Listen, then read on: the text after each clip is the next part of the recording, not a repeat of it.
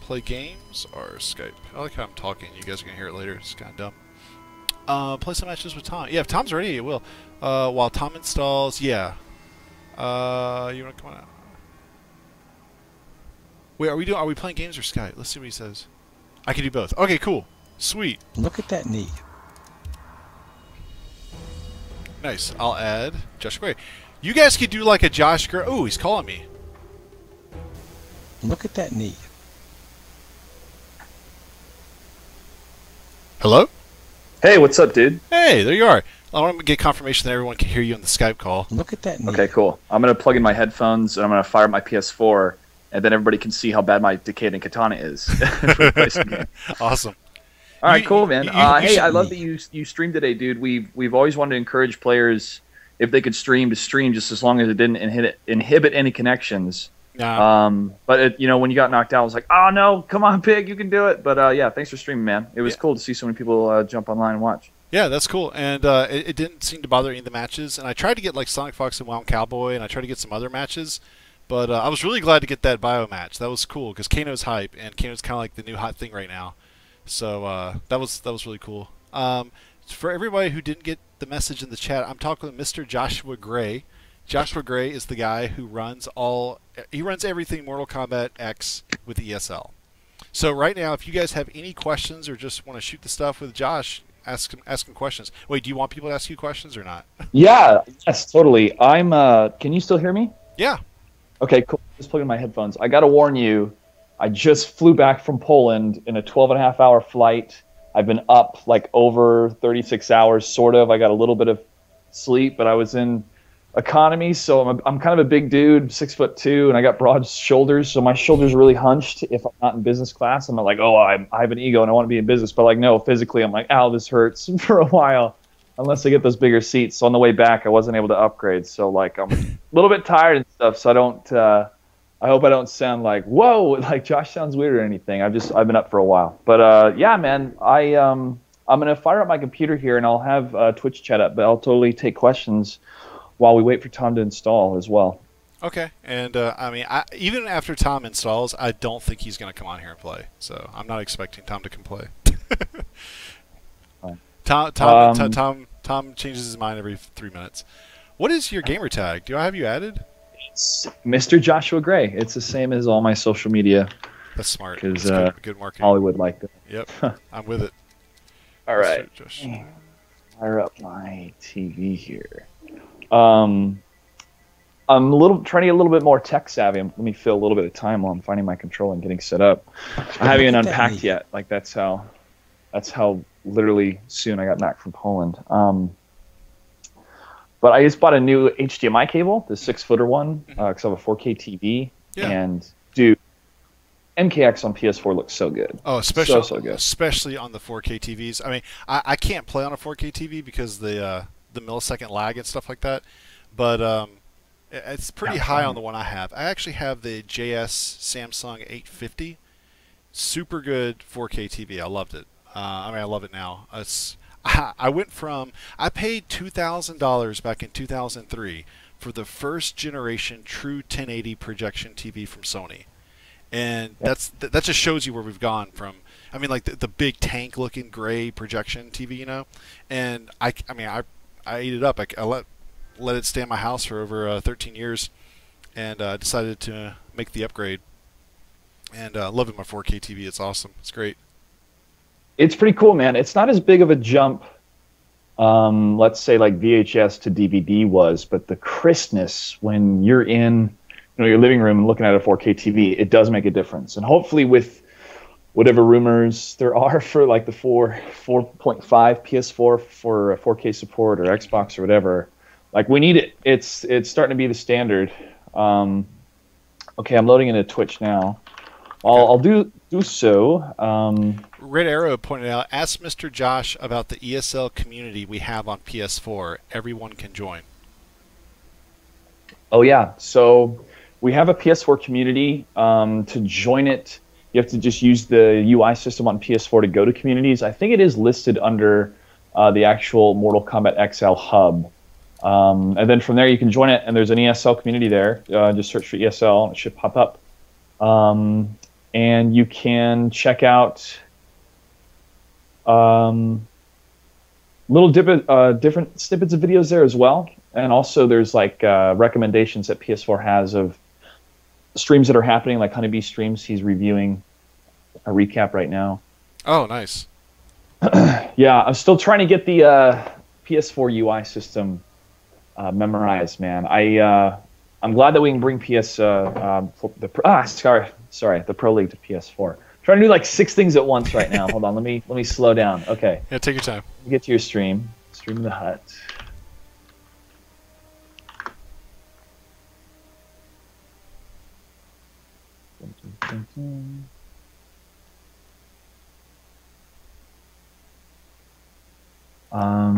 All right. Twitch.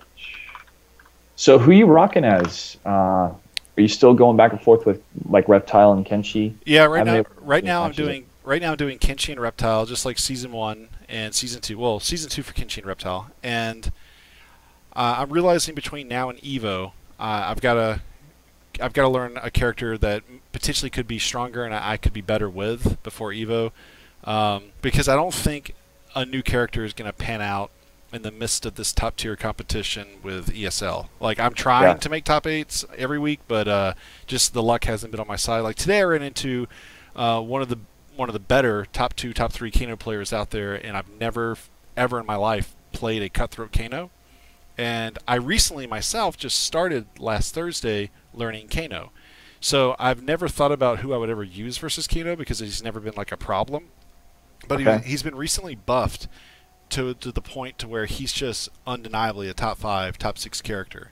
You're going to see, like you had tonight or today, 5 Kanos place 9th and 13th place. Like they're I saw that Cutthroat Kano at the end up against Honeybee, man. I was like, oh, come on, Ferrator, what are you going to do against this?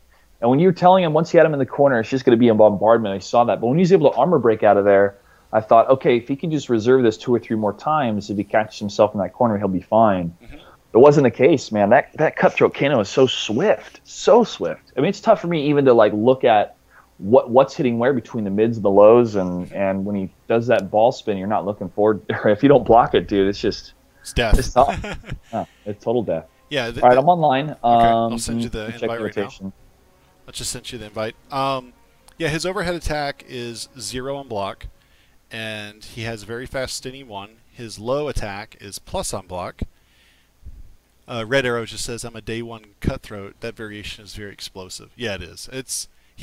There is not a tool that Cutthroat Kano does not have. He has a tool and an answer for everything in the game. So I think before it's all said and done, you're going to have a couple of Kano appearances in your top 8s on Wednesday night. And things should get pretty juicy. And I think one Kano is going to make the finals.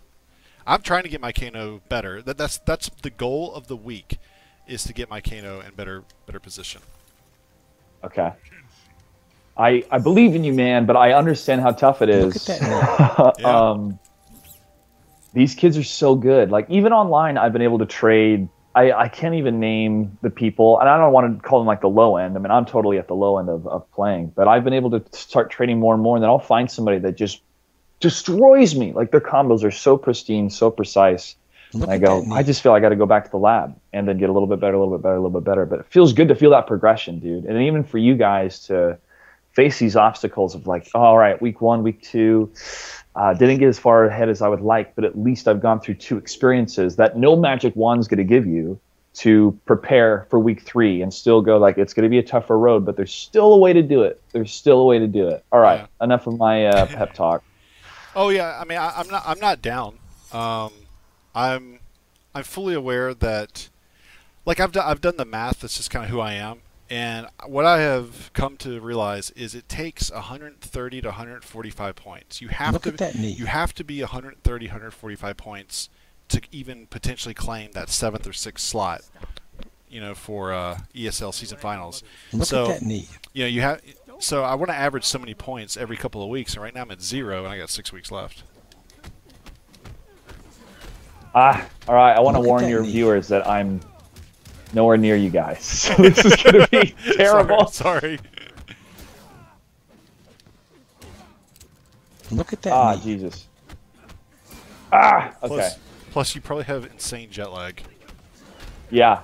No, it's all good. I'm a little rusty. Okay, let's see if I get one hit. Yes, I got one! Yes. Okay. All right, this is warm-up. Like father, like son.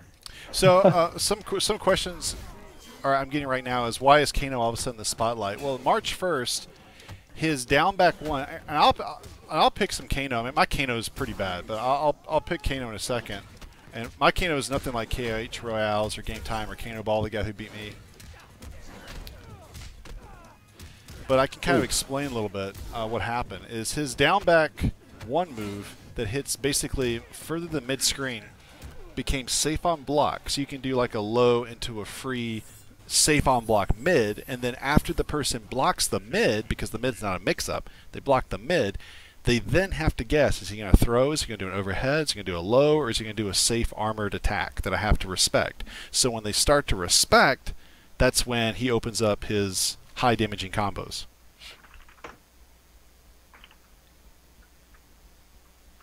I'm going to tweet out that I'm hanging out in your podcast for a bit. Hold on, let's play this match again. I'll try to give you guys the best fight possible here. I've never faced a Kenshi of this magnitude, though.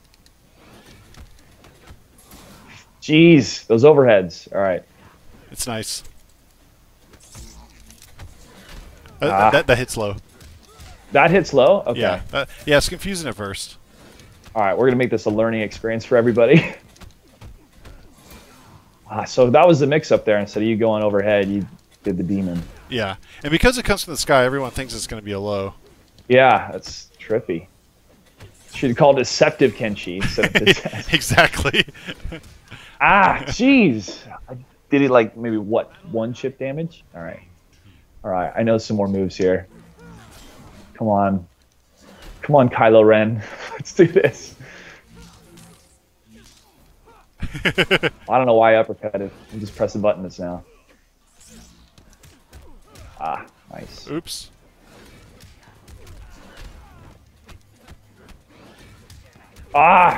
It's such a good trick, man. Like as soon as you disappear in the smoke, I'm going, oh, is that going to be the low demon, or is that going to be you? Yeah. Every time. All right, I'm gonna be cheesy here and start using projectiles. Hey, I've been doing that. I've been doing that for 6 years. Yeah. Oh, that's why I started with katana, man. Okay, GG. All right, audience, I'm trying. Hey, who's got questions for Josh Gray about ESL? Hey, I got a question. What are you allowed to say about the changeover from going on the Pro League, going from the Xbox to the PS4? What are you allowed to say? Xbox was great support for the first 2 seasons of the Pro League, and we wanted to bring the Pro League to PS4. Yeah. That was pretty much it. We wanted to still allow competition to happen on the Xbox, so we knew we wanted to create a minor league as well. So we created the Challenger Cup. I'm not going to lie to you guys. More people have PS4s than Xboxes right now.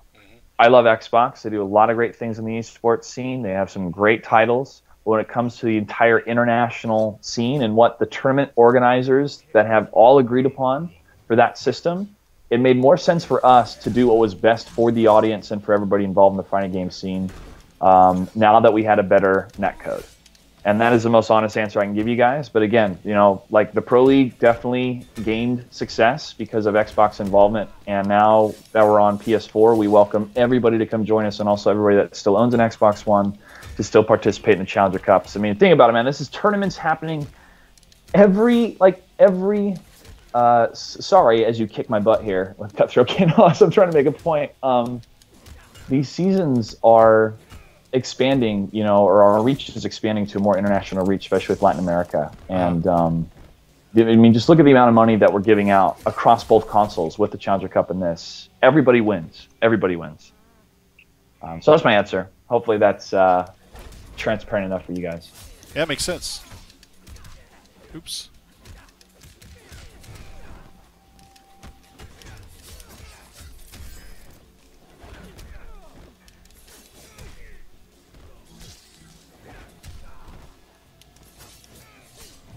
Oops. Ah, okay. Jeez, that's so is that an anti-air when you Yeah. go up in the air like that? Well, he's got one of the best uppercuts in the entire game. He's got one of the best uppercuts. And What is? Can I see it? This is Uh, my uppercut, standard. I mean, it looks normal, but oh my god, does it blow up everything? It's weird. Yeah. Let me show you this. So we talked about that move that was buffed. This is safe on block. Let me show you the range. I think it will hit you from here. Oh, almost. Oof. But it's Okay. almost. Let's see, like right there. Yeah. What's the input? What's the input for that? Down back 1. Look at that. Dang. And that's My safe. down back 1 is this. Oh, I'm Oh, dead. my bad. Yeah, that move is safe on block, and when you block it, you instantly have to respect the low attacks, the pokes, the throw, the overhead that's safe on block. His overhead and low, they're all either plus or safe on block. There's nothing wrong with this character. He has anything and everything that you could possibly want. That's why I'm picking him up. It's awesome. All right, let me finish this tweet. 1 second. Talking Oh, yeah. about.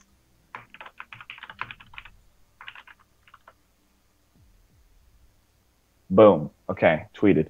Sweet. All right. Let me ask you this. How have the numbers been since you guys have started ESL Season 3? Because when you think about it, when you usually in gaming, when you start something Season 1, something like this, in my experience, I've seen it trail down. The numbers go down from 1, 2 to 3. From Season 1, 2, and 3. But in this, what I've seen is it's done nothing but grown. I mean, does the numbers reflect In your that? face! In your face! You weren't expecting that! I knew I had one or two more tricks up my sleeve. Nice. Oh, now I'm dying. But it was worth it. It was worth it. Ah, jeez. Recovery on block is so good. Yeah, take that. Damn it. Yeah. Take it! Take it! No! No! I was starting to impress myself. Nice. Damn it. Ah!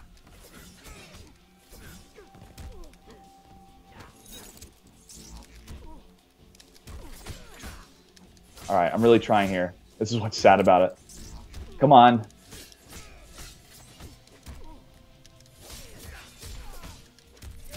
How do you sleep at night? Oh, punch that. I did a slower input. I don't know why I did it down 1. I could have done a 1-1-2. What's so exciting about what's so exciting to me about doing Mortal Kombat X and creating the Pro League is I was so inspired to start really learning fighting games seriously because of Mortal Kombat 9. I loved that game so much, and I've always loved every Mortal Kombat game. That was the one that I felt like there is an instrumentality to this. There is a pattern to this. There is a perfection to this. And I want to try to learn it, and it just wasn't really clicking. And I was also playing Street Fighter 4 and King of Fighters 13, and those were, just King of Fighters 13 is a tough game. But it was teaching me those mechanics, and mechanics to me that kind of reminded me of what musicality does for me. Because I grew up as a singer and a performer, and you have to know your timings perfectly to be in tune and on point with the song. Take that uppercut. Absolutely. And there we go. There we go. There we go. There we go. Hey, that's the pajamas. That's the kitten's pajamas. Wait, were you a singer or you musician or what would you play? I play a little bit of guitar. Okay. Not very good, but stage dancing, singing, acting. Nice. Stuff for many years, ever since I was 5. I got my BFA in acting in 2012. I have a minor in jazz guitar. Sick. Okay. Yeah, before I got into gaming professionally, I actually traded in music for gaming. Yeah. Really? Well, I mean, basically, I have strong feelings about the music industry. I think it's in the worst it's ever been. Yeah, I've been hearing that over and over again. And I had a lot of success with a lot of music endeavors. I did a lot of songs for the Falcons, a lot of DVD releases, some movie music. Opened up for 30 Seconds to Mars for about a year. That was fun. Oh, sick, dude! I did not know that. Yeah, I knew Jared Leto. It was awesome. Do you know how tall he is? No. How tall is he? Jared Leto, you and I are the same height. Oh my God, it's a crowd! Yes, yes. Jared Leto. Victory. Jared Leto probably comes up. Look at that a little bit above my belly button. What? He's such a tiny literally he's literally like 5 feet, 5 feet tops. Ben Affleck will crush him with one leg kick. Who's taller, him or Tom Cruise? You think? I think Tom Cruise. Okay. I've never met Tom Cruise. Ooh, stuff the air ball. See, I got some combos in me. Gosh darn it. Yeah, Nubcake says, I disagree. It's just a constantly evolving model. Well, the problem is it's been evolving since 1998, and nobody has it hasn't reached steady ground yet. And that's when. And I bowed out of music. I used to tour professionally with about 4 or 5 different bands, everything from industrial metal rock to jazz to funk, pop music. I did everything, classic rock, whatever. A lot of country bands. I did so many CMA festivals in the first 2 weeks of June in Nashville. I used to live there basically in June. I play. Oh, do you know what my favorite gigs was? Do you know the dad from Coming to America? Do you know he does do you know he does country music? The McDowells? Yeah, McDowell's. McDowell? John Amos. He does. He after acting at age like 73, he started doing country music. He tried to follow in like Hootie's. What's that guy's name? Darius Rucker. Darius Rucker. Darius Rucker. Yeah, he tried to follow in Hootie's footsteps, I guess, and it didn't work out. But I played a show with John Amos as a guitar player. Dang. I think there's a YouTube video of it. It's awesome. Right on, man. I did a lot of musicals and plays all the time, from 5 to 26. And then moved out to California, and that's when I started working for esports full-time. I was working for esports part-time from the age of 24. Ah, jeez. Punishment is so good. I can't open. There we go. There's an opening. Yes, I'm me to burn it. I should have. Get it.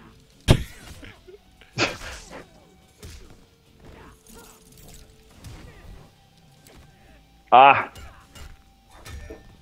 Crap.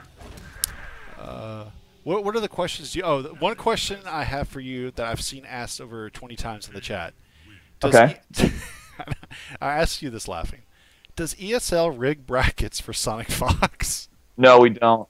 We that do is the not. dumbest question because it literally does not matter who Sonic Fox plays against. It doesn't matter if he has to play Scar first round or whoever first round. He literally has like a 90-95% chance of beating whoever. I mean, actually, most people he has a 100% chance of beating. So you can't rig against Sonic Fox. Like, what does that even mean? So, okay, D-Jove, J-O-V-E. That was the guy. He just put a funny face, so he probably thought it was a troll question. Right on. Well, yeah. Thanks for the questions. I'll try to check chat, but if we had like somebody monitoring them or could pull the questions out, that would help me out. Red arrow's in there. Okay. Yeah, just do the at Joshua Gray so it pops up on chat, or the Mr. Joshua Gray, so then I can see the question easier. Ah, I'm gonna get my butt kicked.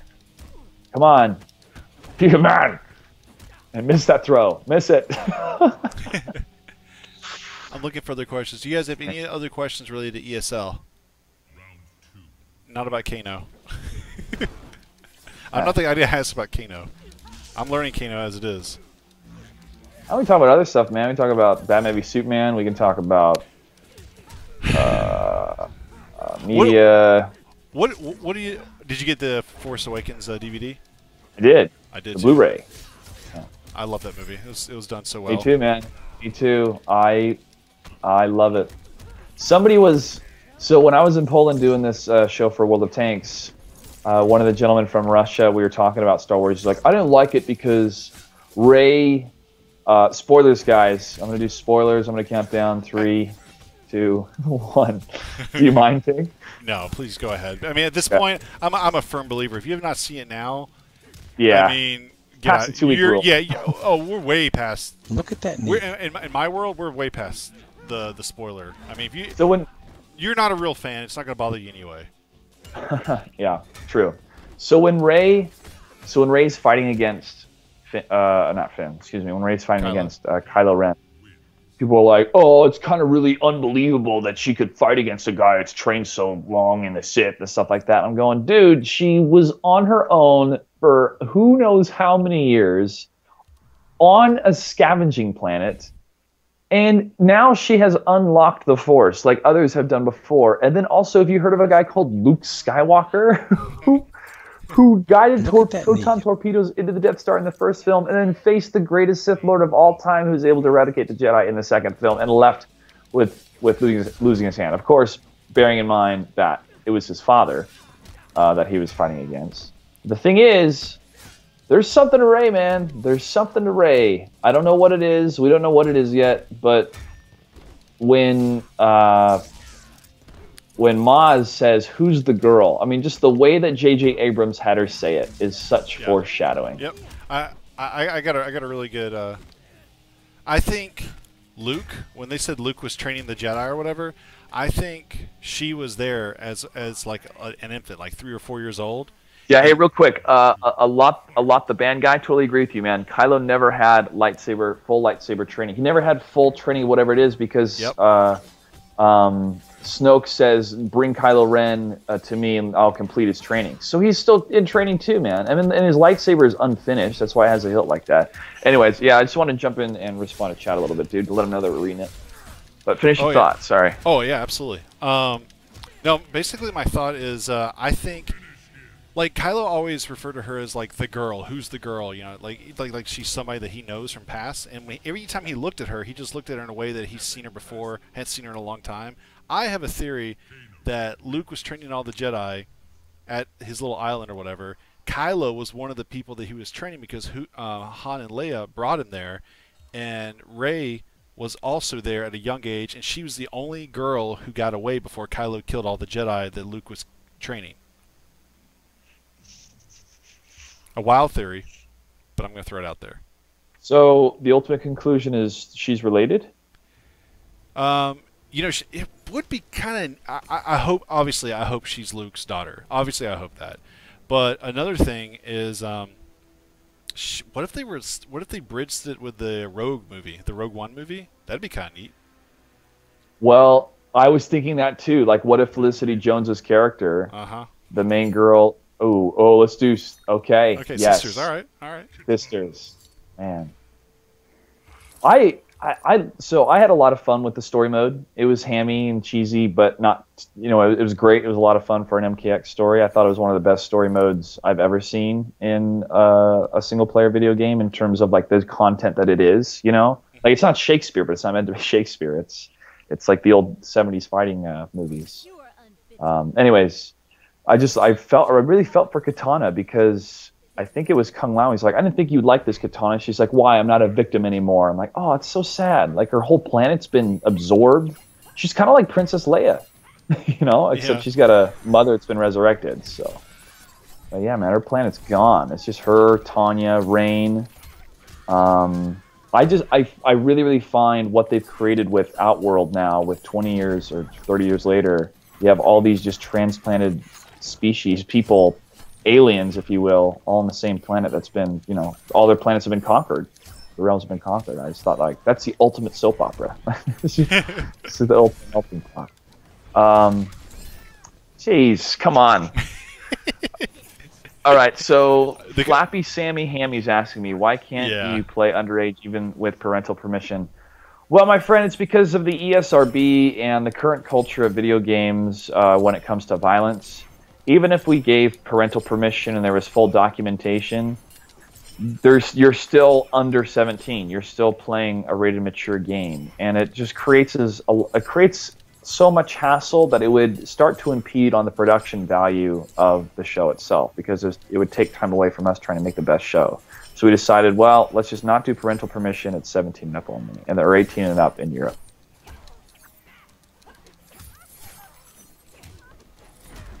Somebody had another question. Let me just try to get one comment. Oh, gosh, darn it. There's one. Okay. Ah, fart. No! Aw. Legs for days. You know, even with her teeth, like if she wore this outfit, I would it's let pretty Melina. hot. Yeah. And it's fine. Yeah, it's fine. I'll take it. I'll take a hit for the team. Oh, drop the phone. All right. Are you excited for Civil War? Very much so. Very much so. That trailer is one of my favorite trailers. One of my favorite trailers in a long, long time. Okay, I'm going to go up. Somebody has some other questions here. Kylo Ren's just another Disney princess. What is one character variation you haven't seen in any tournament? Man,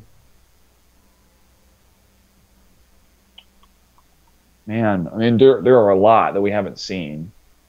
I mean, there's a couple of the Sonya. Well, I think one of the Sonya variations I don't think we've seen. I don't think we've seen all three of them.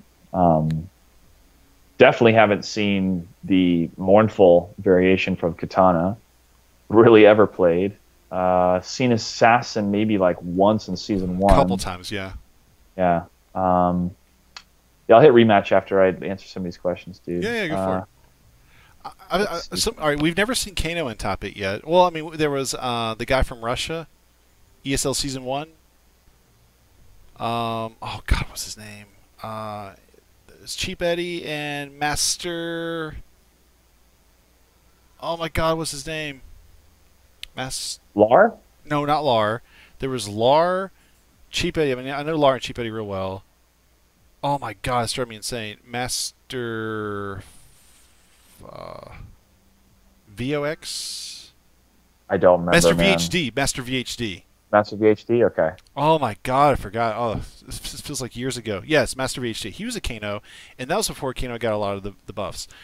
I don't think we've seen Predator. Now, Dab did use Predator in ESL Season 2 in one of his final matches because at heart he wants to be a Predator main.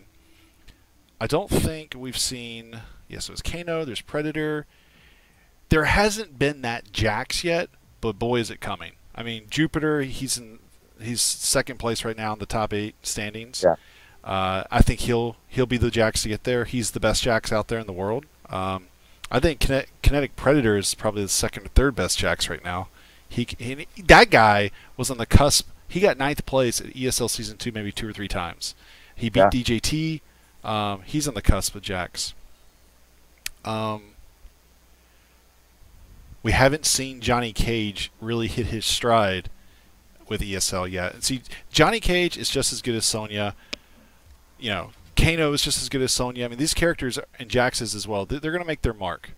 You know what? Honeybee making top 8 is actually huge. Yeah, it's good, man. It's good for him to get that far.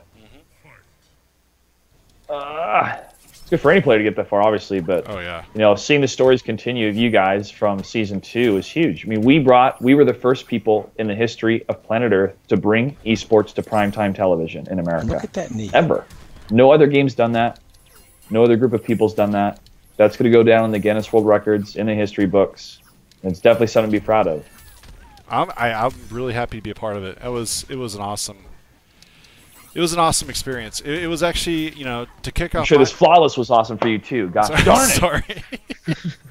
You know, I mean, just to kick off my 2016 year in my 2015 year on that note. I mean, ESL Season 1 was one of the biggest achievements of, obviously, one of the coolest things in my life that happens. I'll remember that forever. Get tornadoed! Sorry, listening. That's fine. Oh, it's fine. And look at you with the blocks over here, with the low to overhead blocks. It's that good netcode now, baby. Oh, you should have hit that. Now you just got caught butt mashing there. I did. You can hear it. I give you confidence in your block. Then you'll block the next one. I'm doing the Foxy to you. You're gonna see a lot of this ESL Season 3 finals. Yeah, that's that back 2-1 or that back 1-2. Back 1-2. You're gonna see a lot of that come June 12th. Yep. Well, that's why I want to kind of learn some Melina here pretty soon. Yeah. Yeah. Do back okay, one. Back so one. I'm gonna start copying questions here because you guys are starting to ask a lot, which is great. So I'm gonna start putting in my notepad. As I get my ass kicked. Sorry. Here, I can pick a new character. All right.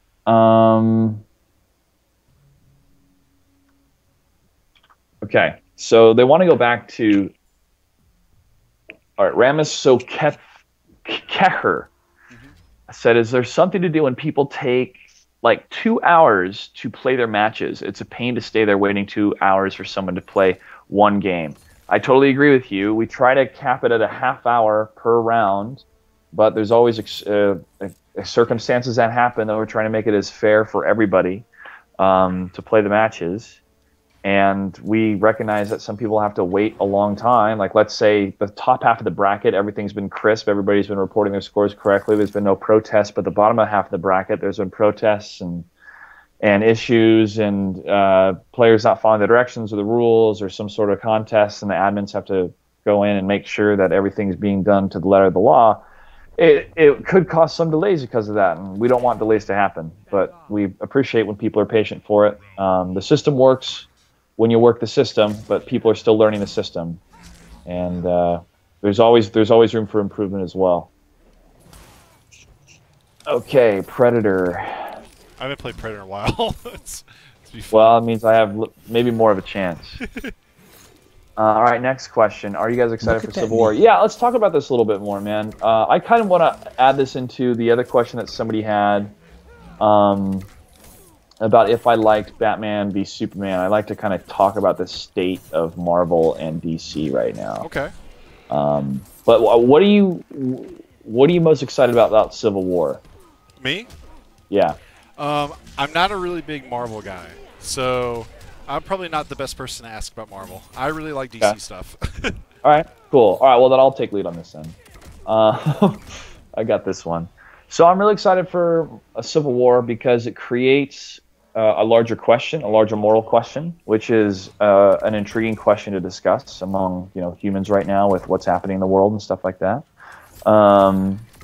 And I've always find it neat when you can kind of agree on both sides, and then therefore have some sort of empathy on both sides, and so you have a bigger investment in the fight and what's going to happen, rather than like, oh, it's just a bad guy and he's going to lose again. Now it's more like, well, these are people that are friends and they're physically hurting each other because of their beliefs, and I find that intriguing. I find it's going to really show some depth to all the characters. So I'm excited about that.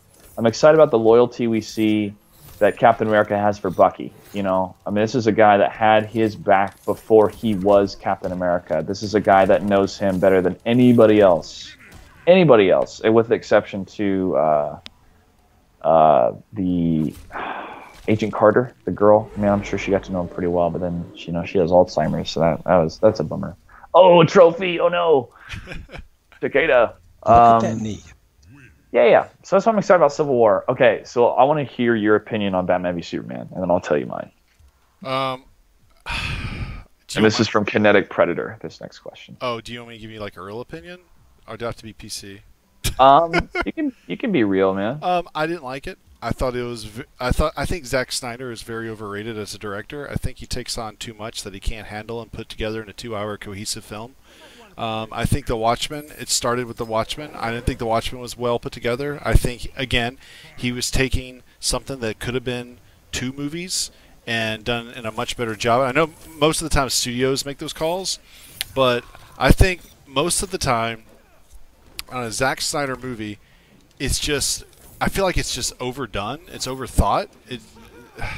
He just does. I can't ever name a movie where I walked out and said, "God, Zack Snyder, he killed that movie. It was awesome. That was one of the best things I've ever seen in my life." Not even close. I thought Man of Steel was garbage. And I think Man of Steel should have been better when you came off 6 or 7 years where they did that. What was it, Brandon Routh or whatever? That Superman Returns. I mean, they should have looked at Superman that. Superman never threw a punch. Yeah. They should have looked at Superman, whatever that movie was, and said, "I saw it. It was horrible." They said, "We need to do exact opposite of this." Yeah, and that's what Man of Steel became. You think of just like super fighting. Yeah, but they could have done more with the villains. They could have done more with Zod. I didn't like Zod's my favorite DC character ever since I was 4 years old, and I mean, I'm not saying copy Terrence Stamp verbatim, but they didn't even come close. I mean, there was nothing even remotely cool on the Terrence level type of cool of Zod, and I just don't. I can't name you a Zack Snyder movie that I've seen. I said, you know what? He's a good director. Okay. Sorry. No, it's all good, man. There were 3 parts of the movie that I liked, and then the rest was what?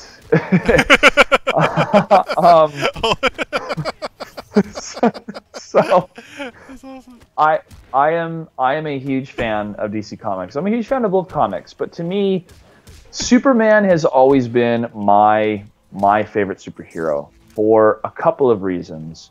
One is that Superman is a god in the realm of the world of what he can do. He is nearly indestructible. There's only one chemical that can really destroy him.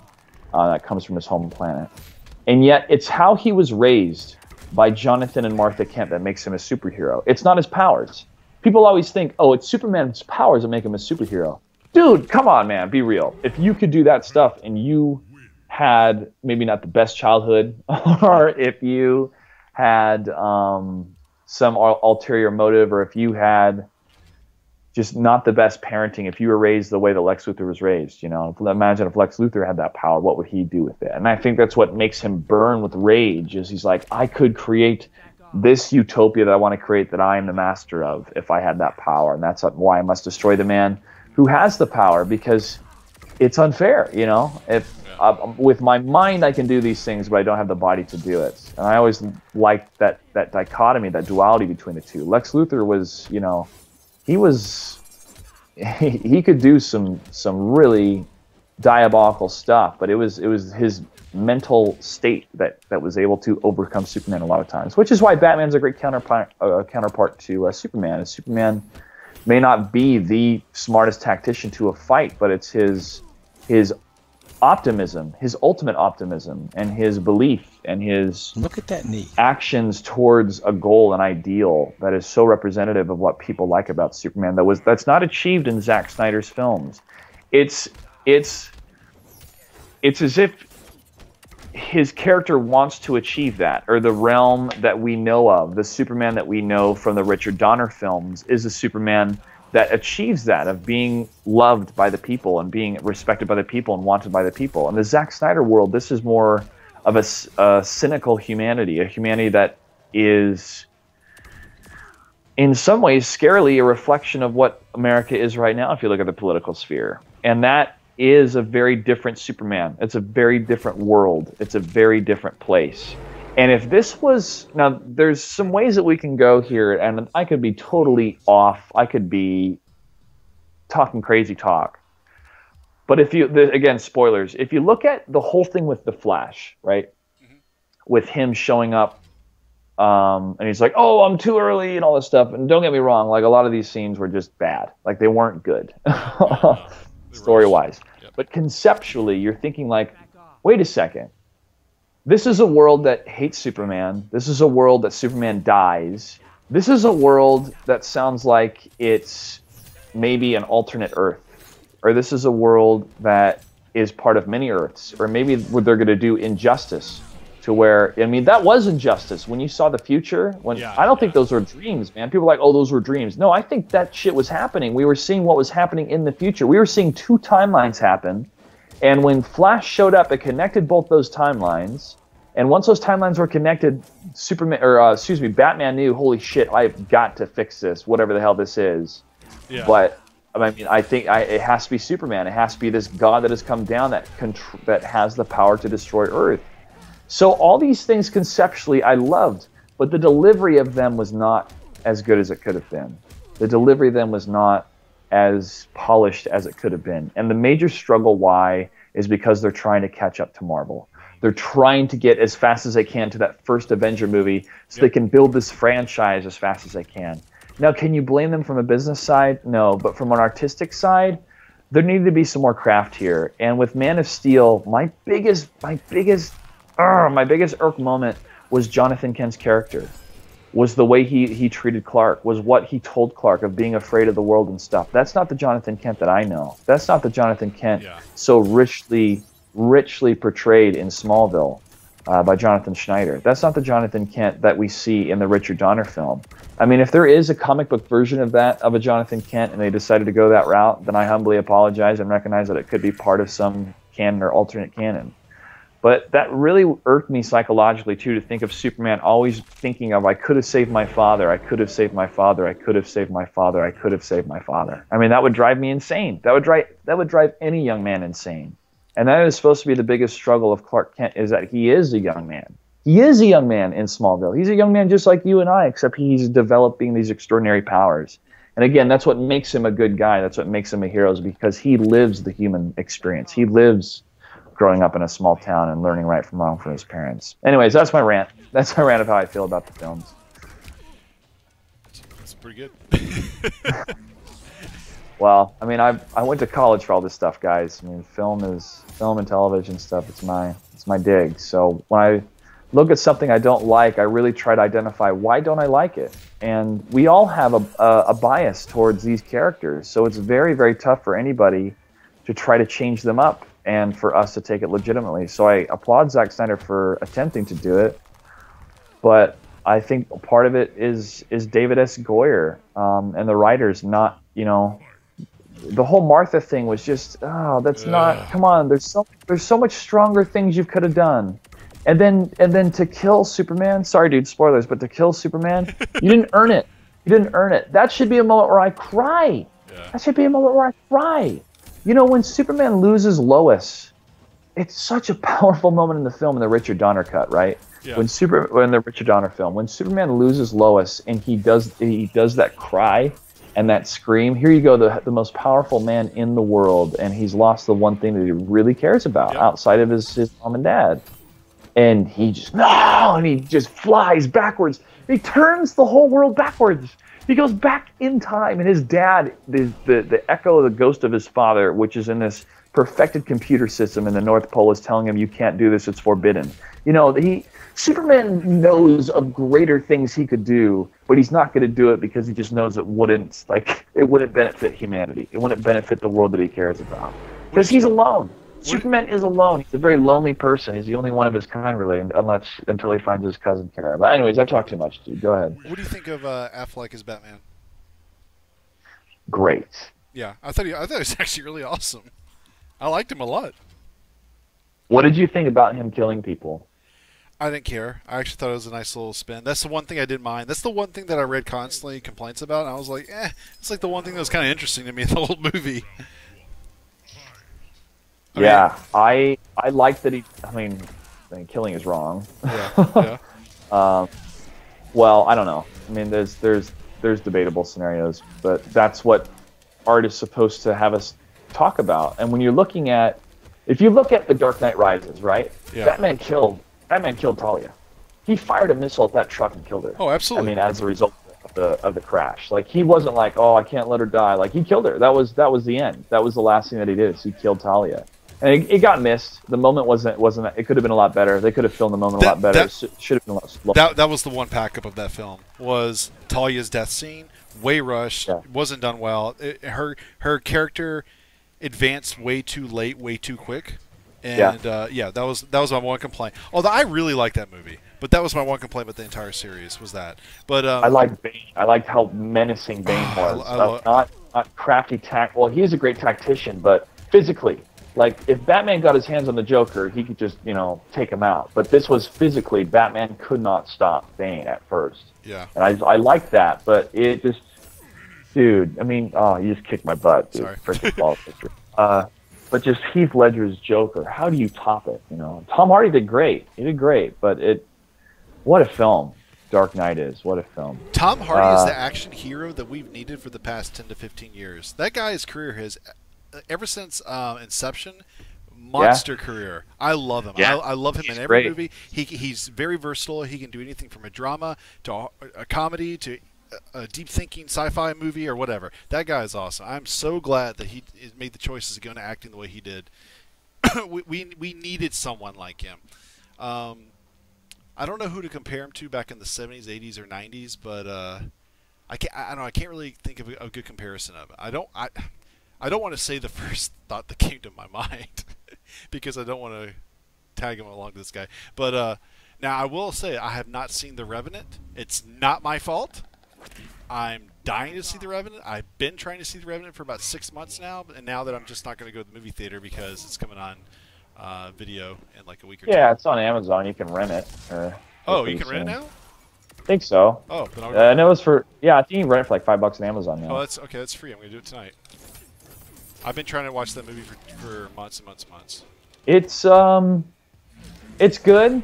Oh, okay. It's brutal, but it's very visually gorgeous cinematically. Okay. Wasn't my favorite film of the year, but it definitely What was your favorite was film of the year? Star Wars. Yeah, me too. Oh, I thought. Oh my god, I saw it 5 times in theaters, dude. I thought. And I don't mean like. Oh, I'm sorry. Go ahead. I was gonna say I thought Spotlight was like. I mean, listen, yeah. Did you see it? Yeah, and it deserved to win. I saw it with my aunts and uncles who I visit out in Idaho, usually during like Thanksgiving and around Easter. But I didn't do Easter because I was too busy putting season 3 of the Pro League together. Yeah. Get wrecked, Predator! Get wrecked! No! Predator's kind of fun. If I actually spent some time with him, I'd actually play him. I just need to learn some combos with him. I like his movement and everything. Yeah. Okay, Star Wars. Yeah. Anyways, no, my aunt and uncle. So we saw that in film, and it was just like, wow, like it's so brutal. Just the subject matter, Mm-hmm. and just afterwards, it was the longest, quietest walk I've ever had, like with family members out of the theater, but definitely worth it. Oh, I almost took you down. Dang. Sorry. So you were going to make a point about Spotlight and then about Star Wars. I will say, while I think Spotlight was probably deserving of Best Picture, I felt overall the type of movies that were nominated for Best Picture were not really deserving of that character. What's actually interesting, Gary Oldman, one of my favorite actors, actually said the same thing word for word, but he actually put it better. He said that he felt like Spotlight was like, yeah, it was a good movie, and it deserved to win or whatever, but he felt like there wasn't that movie last year that was like, oh, that's groundbreaking, or it's something we haven't seen before, or it had that type of eclectic taste that we look for, like a like a Gone with the Wind or Prince of Lawrence of Arabia, movies like that. I mean, I'm not saying every movie has to be that, but it just didn't have. There was no movie nominated last year that had that it factor to it. So it just felt like a down year for overall movies, and because of that, I actually thought Mad Max and Star Wars were the best movies of the last year. I thought Mad Max. I would have gone probably Star Wars, then Mad Max, and then Spotlight. Honestly.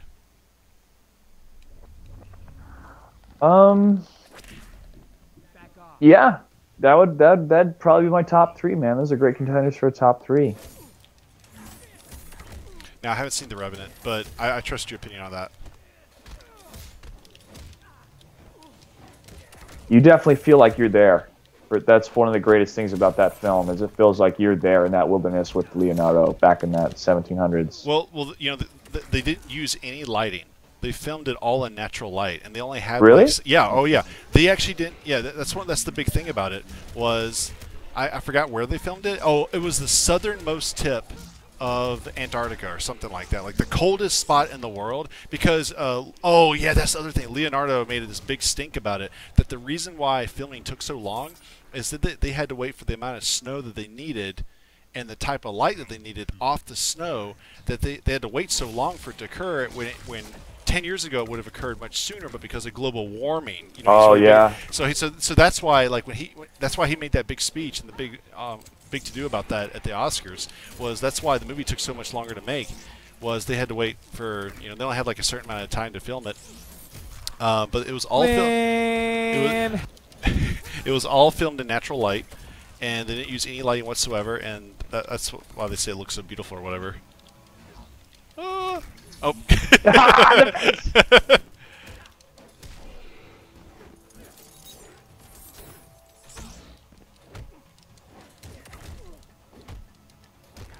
that feels. What is that? What is that block recovery? Yeah, I know that's what I said. Dude. That felt heavy. It felt good. Damn it! All right, well, I'm starting to get some hits on you. Fart. Drop my phone again. I didn't see Hateful Eight. Look at that knee. I wanted to see Hateful Eight. I heard that it was a 3-hour movie that took forever for something to happen, and when it did happen, it didn't last long. But it's a typical Tarantino film to where he likes to build up the narratives and the stories for the ultimate climax. It was Reservoir Dogs, except in the West. Oh, Look at that knee. It's not Tarantino's best, but hell, man, you put Kurt Russell and Samuel L. Jackson and every other actor. I mean, Jennifer Jason Leigh did phenomenal. Yeah, I mean, it was just had a great resurgence. performance.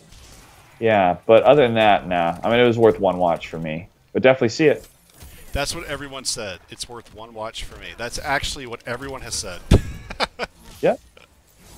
And sometimes you make films like those, like, hey, you know, this is a fun film. And then, There's be a lot of hype. You know, and people just need that creativity sometimes. Like, this is going to be a huge blockbuster, a game changing. It's like, hey, this is going to be a fun story. You know, let's tell a fun story. Have people think and guess and say the N word a lot, which Tarantino does in his films. And then sometimes you make What About Bob, which I could watch over and over and over. Have you seen What About Bob? Yeah. Oh my God. Who in this chat has seen What About Bob? I'm actually finding more and more people. Oh no! Oh, no. Yes. I'm actually finding more and more people have not seen What About Bob, a Bill Murray classic. It's one of the best movies ever. Oh, Ex Machina was pretty good. I thought people talked it up too much. I expected way more when I saw it. Yeah, it's a small film, but what was so cool about it is like that was Domhnall Gleeson and Oscar Isaac, and they're both in Star Wars. And Domhnall Gleeson is so different in Ex Machina than he is in Force Awakens. Oh, I agree. Was that Poe? Oh, no, Oscar Isaac is Poe. Oscar Isaac is Poe. It's the red. I forgot the character's name in Ex Machina, but he's a protagonist, the red-haired guy. Oh. He's frickin'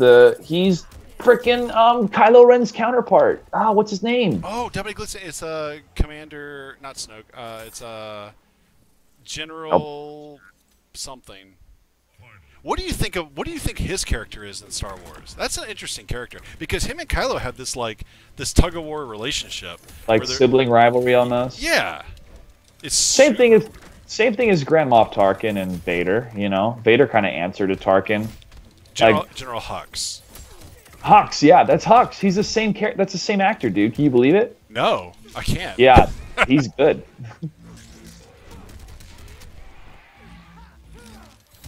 Oh, no. No. Oh, I'll smell the random X-ray.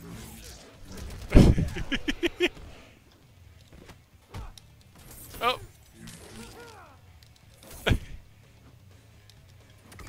Damn. No. I think The Martian was really good. It was a lot of fun.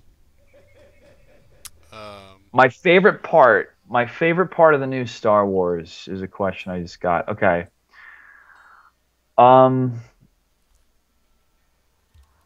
My favorite part is, spoilers, the death of Han Solo. And I don't mean like I liked that he died. I liked what that meant to everybody involved, what that meant to all of us as fans, what it meant to the story, what it meant to Rey and Finn, who just, you know, this is their first positive role model that they've had in their lives, and he gets taken away from them. Kind of like Luke. Yeah, good point. Outside of his aunt and uncle, you know, and his friends that he had. I mean, there was always old Ben. He was always old friendly Ben, and then for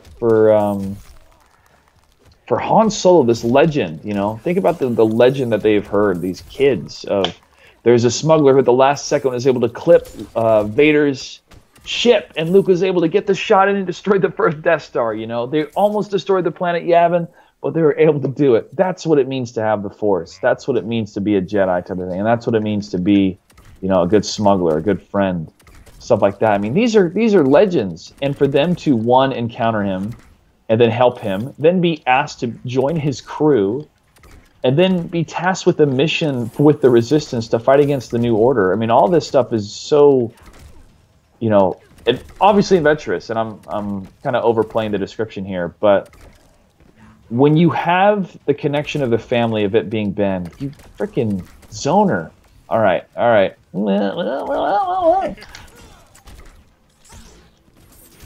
Oh, Jeez. This is great fun. Awesome. I hope you're enjoying this. I'm sorry. I'll pick Goro. I don't know shit. It's fine. It's totally fine. I gotta get better. I'm actually learning.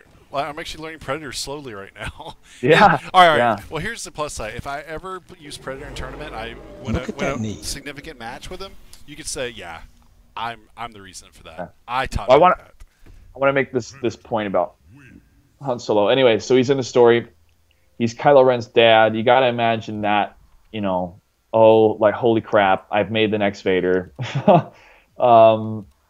And what does he do? Leia says there's still good in him. We can bring him back. And if he really believes Luke's story and that Vader, had ultimately killed the Empire, sacrificing himself to do so, and visited Luke, as a Force ghost there, maybe Han had talked to him. Maybe Han knows about it too. And then for all this to happen again, but then realize that it wasn't, really his son's fault. It was tough that him and Leia were always, off doing what they do best and taking care of the galaxy. And so when they had a son, it was tough for them to give them all the attention he deserved. So that's why Kylo Ren makes that comment of like, he wouldn't have been the father that you wanted type of thing. And so then Snoke realizes his potential. This dude is Han Solo and Leia's kid. This guy has the same genetics as Han Solo and Leia Organa, the sister of Luke Skywalker. This is the coolness of Han Solo and Luke genetics combined, like in a male. If it was a female, it would have been, female. The thing is, he's bad. Like, that's what's so, to me, intriguing about the story. And then what Han Solo does, the last thing that he does with his life after he goes out to that bridge, when he shouts, Ben! Like, that moment always gets me. Yeah, and the Ben moment was my favorite. Oh, yeah.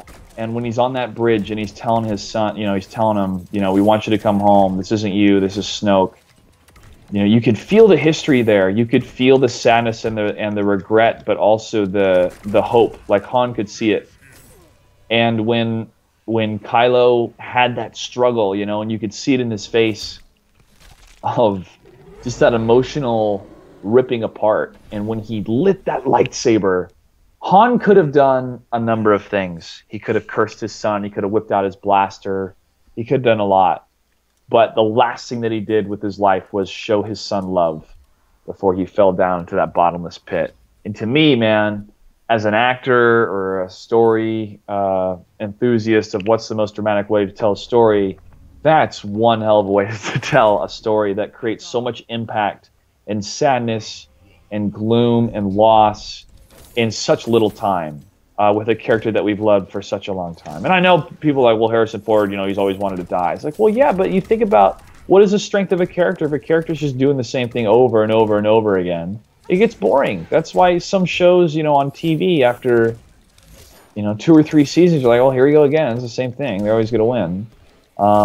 So it's going to add, more depth to the story, and that's happened in the great classics. And for this, it was such a brave thing to do with the story, with the character that we loved, and I appreciate the filmmakers all the more for it.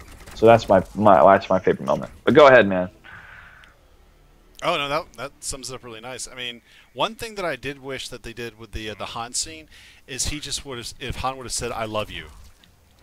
I was really hoping that Han would have told Kylo "I love you," like as he was falling, like his last words. It would have been great. I think.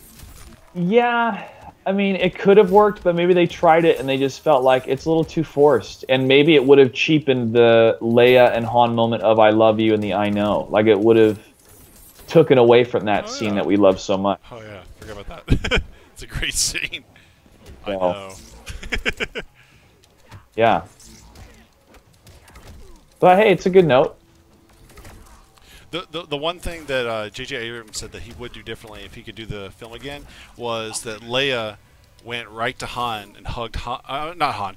Leia. Who did Leia hug when she found out Han died? Rey. She hugged Rey.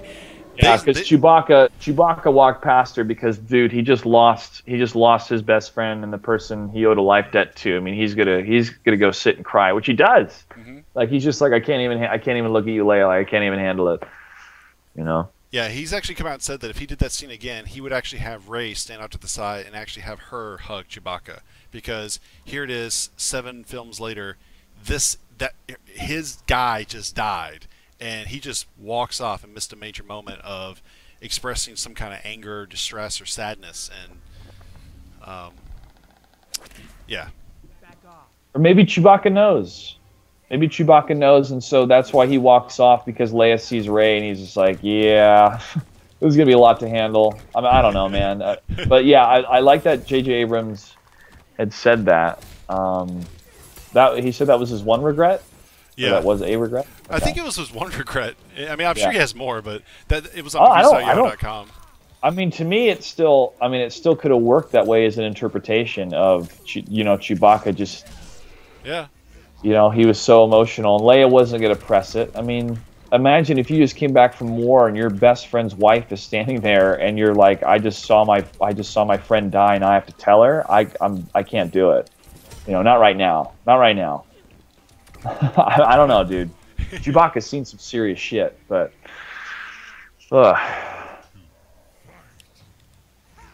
I mean, imagine the time he had to spend with Leia when Han was frozen in carbonite. Like, that was a year. And then trying to save him and find him and stuff. So he's not just, his best friend's wife. They're friends too. And yeah. Anyways, there's a lot to it that I so enjoyed about the film, is that there's plenty for us to think about and ponder on and even disagree on. And to me, that makes it such a great cultural phenomenon, which is what Star Wars has always been. And for them to recapture the magic this way, I'm really excited for the next ones. And Rogue One, I'm really excited for. Do you think Snoke is Snoke, or do you think Snoke is going to turn out to be someone else?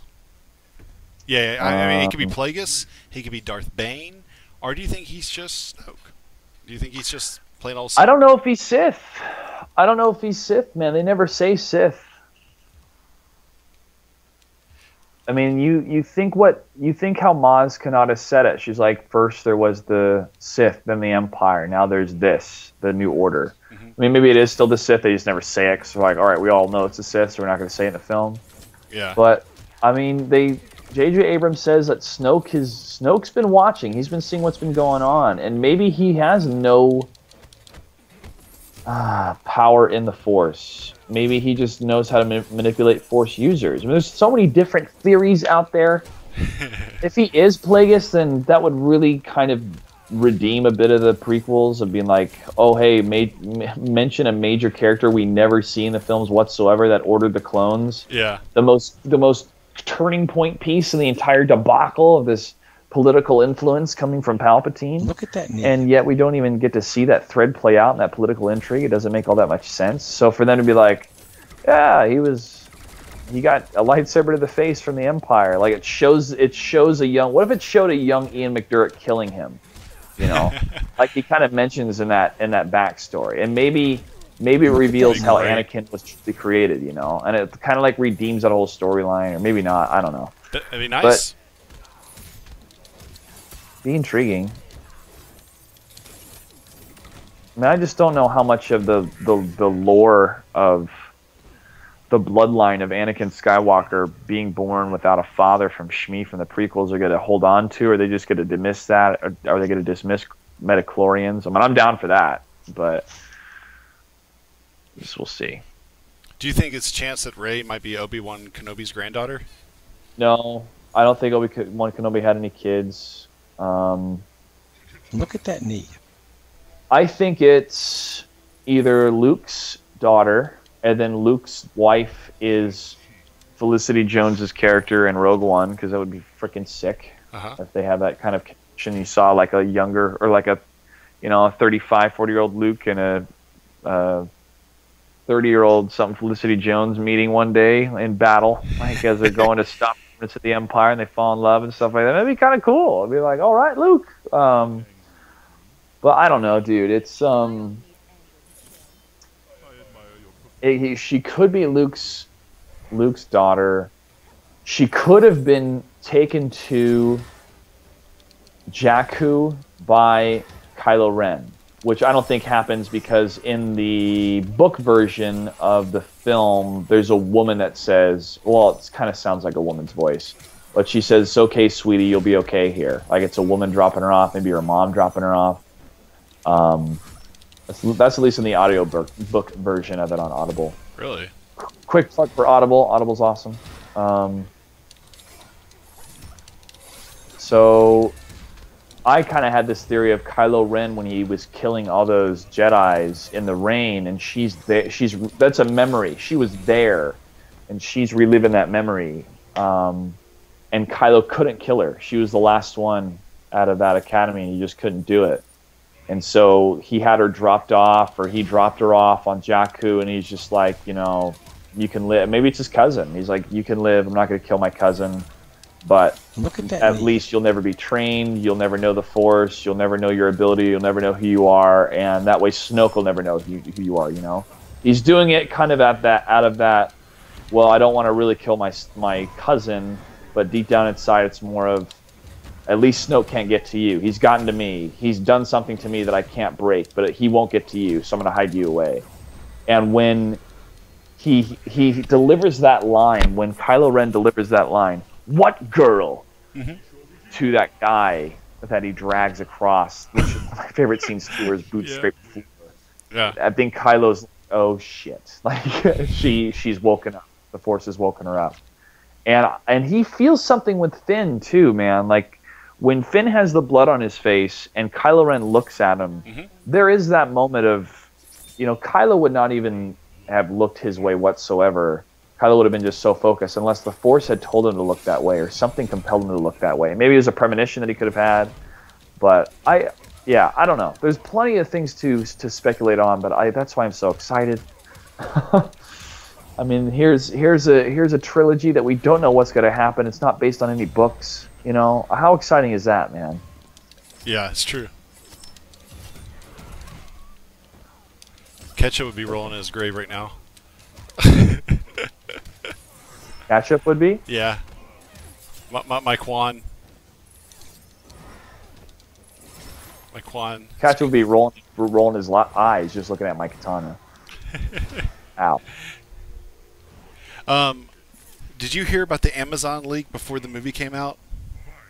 With Finn? Finn being Lando Calrissian's son? Yeah. I don't know if that... I don't think that's true. I think that's just a little bit too connected. Yeah. It's just like really now it's just everybody's kids. Yeah, it's a Star Wars Kids Edition. Yeah, it kind of just makes the galaxy a lot smaller, you know? Yeah, that's true. Okay. All right, that's a good way to put it. But if they do it, then it's kind of neat because Lando can be like, yeah, they imprisoned my family and they took my firstborn kid and never saw him again. Like the First Order came in and kind of like intimidated Cloud City for a bit or something like that. I mean, that'd suck. But then now you see Lando like, oh, I found my son, sick. Can you imagine Chewbacca having to go talk to Finn's not a clone. They're not clones. The New Order troopers are not clones. Can you imagine if Chewbacca had to go tell Lando? He's like, hey, Chewbacca, where's Han? Han, what? Got his drink. It sucks. I didn't Chewbacca. Oh, man. Oh, man. From my favorite podcast, We Hate Movies, they comment on that, dude. There's some funny dudes. Oh, why didn't I kick you again in the face?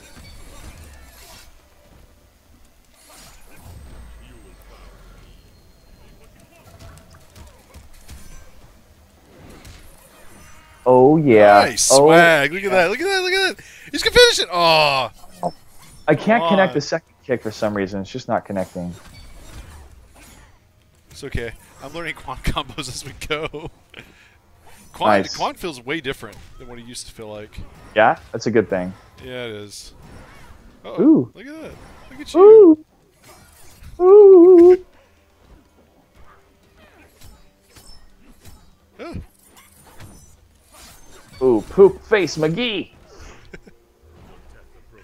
Chewbacca's Ray's daughter. That's what Goonie says. Oh, yeah? Dude, Mr. Brett Beeling shared with me a picture, and it said, like, biggest evidence that Luke Skywalker and Rey is his daughter, and it was just both of them making this like squishy face. When Vader had his lightsaber in Luke's face in Empire, and then when Rey was about to shoot the blaster for the first time, and they look identical. It was crazy. And I don't think they're photoshopped at all. It just was like, wow, what casting if that's what they were going for, you know? Yeah, the squishy face. Yeah. Also, Rey's accent is that accent. And Felicity Jones's character is that accent. So that's why I'm like, what if that's the tie-in? What if Rogue One is not just like, we want to make another prequel? Like, no, we want to introduce Rey's mother, and we want to tell that story. What if that's the ending scene of Rogue One? Like, you see Luke Skywalker in Rogue One. Wait, is Luke... Felicity Jones' character, are we saying that's Luke's wife? Possibly. But again, this is like... That'd be great. Yeah, like, she would be around Luke's age, a little bit older. Yeah. Maybe like 20 and Luke's 17. Yeah, you could literally have So he wouldn't be robbing the cradle. He'd be going up to the motherhood. I mean, what does she look like right now? 25, 30 in the movie? What is Felicity? I don't know.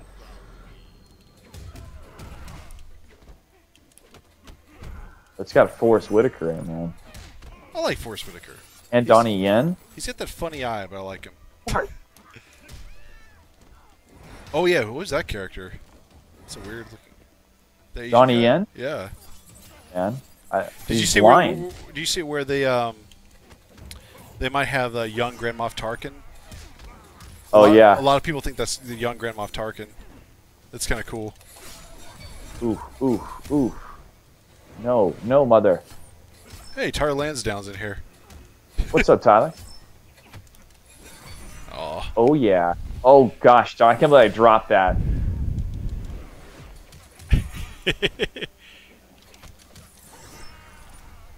Oh no! I didn't press the button. I literally just jumped and didn't press anything, and I watched Katana fall, and my mouth went open. It gaped in disbelief. So does Rogue One? Oh shit! Does Rogue One come out Christmas? Yes. Okay. And then Episode 8 will come out the next Christmas. So it's going to be a Star Wars Christmas for everybody for the next couple years, which I'm totally happy for. Perfectly happy with that. I took my family to go see Force Awakens because that's what I do like around Christmas time. We all get together, and that's my gift for the family. I take them out to go see a movie. And we went and saw Force Awakens, man. It was just like, dude, this is magic. This is the next Star Wars, you know? That my parents went and saw it with their parents type of thing. It just was really cool, generational type of experience. Hey, Tyler, are you still in here? If you're still in here, I've got something for you. It's not a rant about Kenshi. It's something else. Okay, so don't get all weird. Don't get all weird on me, Tyler. If you're still in here, just politely say yes, pig. Oh wait, Tyler, did the Braves win their first game today, or are we 0-4 now? I love talking sports with Tyler. Nope. Braves lost 12-7. Oh man, I'm gonna order some Chinese food. I had Chinese for lunch today. Oh my goodness, my muscles are so sore from those seats. Being 6'2" has its drawbacks sometimes, folks. Yeah, I hate airplanes. Well, I mean, I love airplanes. I just hate the seats. I got top 32 today. I lost to a Kano Cutthroat because I don't know what to do against Kano Cutthroat, but I will by next Sunday. I can guarantee that. Tyler, did you leave already? Well, I texted him telling him that we were doing top, like you were broadcasting okay. the tournament, and maybe he like just got the text. I texted him a couple hours ago. Ouch.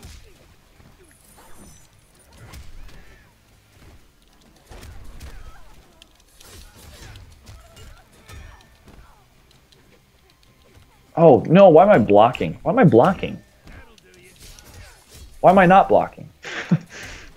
Yeah, see, the up ball right there, you stuffed it. The up ball is stuffable.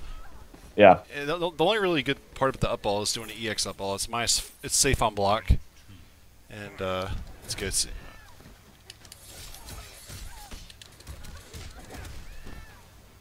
Mama just killed a man.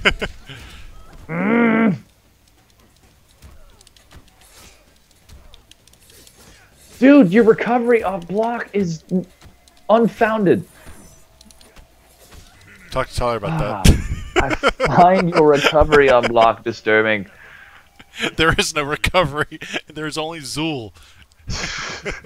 What do you think? Oh, what do you think about that movie? Did you hear that all 4 of the lead actresses wanted to leave social media, Twitter, because of the backlash that they got from the trailer? Like, it was not received well at all. Well, the trailer wasn't that good. The trailer was garbage. It was really was not good. It did not do them any favors. No, the international trailer is better. Ooh, I haven't seen that. I'll check it out. I think it's going to be a fun film. Yeah. People are so used to the iconic version, but it's in the same universe. It's not a reboot. Yeah, and that's the best choice to make it. Like, to reboot it and never have the previous characters exist would have been the worst mistake. So that's not the case. I agree. It's Bill Murray and Dan Aykroyd and all of them are in the movie. Yeah, Ernie Hudson is too. So to me, I'm like, he is. Yeah. Good. And to me, I'm like, yes. And the people that they picked are great. It's like it is the funniest women that I probably would be on that list for sure. Leslie Jones, I think, is one of the funniest people on the planet, man or woman. I think Kristen Wiig is like the best thing in the world, on all accounts. Look at that knee. I think she's full package. Okay, I gotta watch that low. You gotta watch. I watched it. You gotta watch oh my gosh! I watched it, and I went to do my fastest move. Yeah. My fastest move, which is 1, and you threw faster than I could throw a 1. Probably, yeah. Kano is serious business. Gosh, I'm actually liking him a lot. Did you like my Tom Brady impression? Wait, let me hear your Tom Brady impression.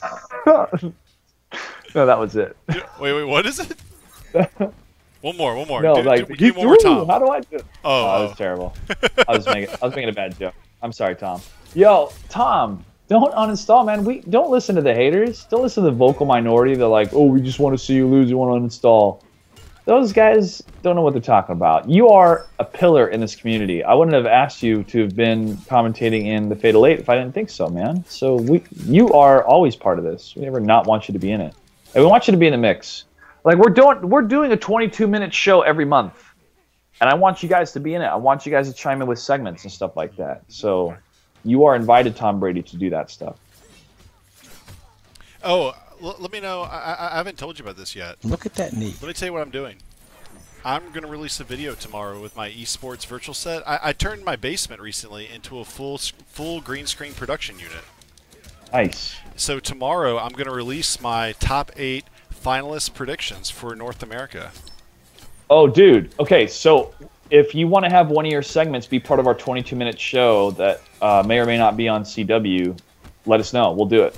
Oh, really? Like 3 to 5 minutes, yeah. Wait. So tell me what you want me to do. You want me to just make like a 3-minute segment where I talk about what I was going to talk about? Yeah, possibly. Okay. And then you can release it when you want, and then we can just include it into our 22-minute show. If you wanted to create something exclusively wise, we can talk about it, and then we can come up with a fair price. Go from there. Okay. Well, hey, I've got a broadcast camera. I got over $1,000 worth of lights I bought, like professional camera lights. Complete green screen. It's how tall is that? It's probably like 15 by 20 feet. Yeah. In my basement. It's huge. I can do full body shots. Think of like maybe if you want to call it a segment or something like that, or if it's a story piece you want to do, that's cool. I might do a couple. Is that okay? I mean, I might just do a couple, and you say, "Hey, Pig, we really like this," or "Pig, this sucks. Do more of this." Like I'll take criticism. Okay. Or we can. All right.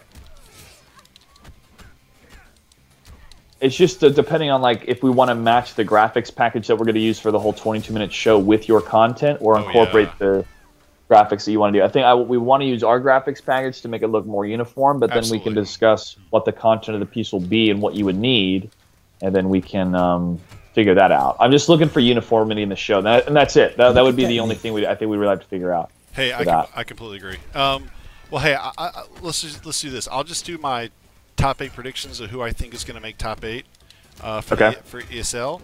I plan on doing it for EU as well. Nice. Yeah, because I want to show those guys love as well. And I'll make like a short one, and then I'll also make a long one. You know, just to actually, you know what? I'll just do my first one. How I was going to do it. Sure, that's fine. And then if we want to recreate it or do something else, some other topic or a story piece or like correspondent piece, we can figure that out. Okay. Sounds good. Cool. Yeah, I'll make something. This is how business deals are done, folks. Over Skype in front of 500, 600 people on the street. Yeah. Yep. Yeah. So tomorrow I'll go ahead and film just like my top 8 predictions. I'll give them reasons why. I'll do a little bit of background on each of the players, and yeah, it might be a little on the longer side, but you know, I can definitely do something later, and I can do player profiles and history and who I think will be up in the grand finals. I can do whatever. I know the scene extremely well. I could talk. I could put some notes together and talk all day and night about them. Okay, right on, man. Yeah, we're gonna film that right after Challenger Cup broadcast on that last Saturday of April. So we got a little bit of time to figure it out, but we're gonna have to lock something down. Just like I'm trying to get a gosh darn hit on you. I got one hit. One hit. Hey, I won the Challenger Cup yesterday. Oh, sick! On PS4 or Xbox? PS4. Nice. That's that's $250. Yeah, I'm happy. I won something.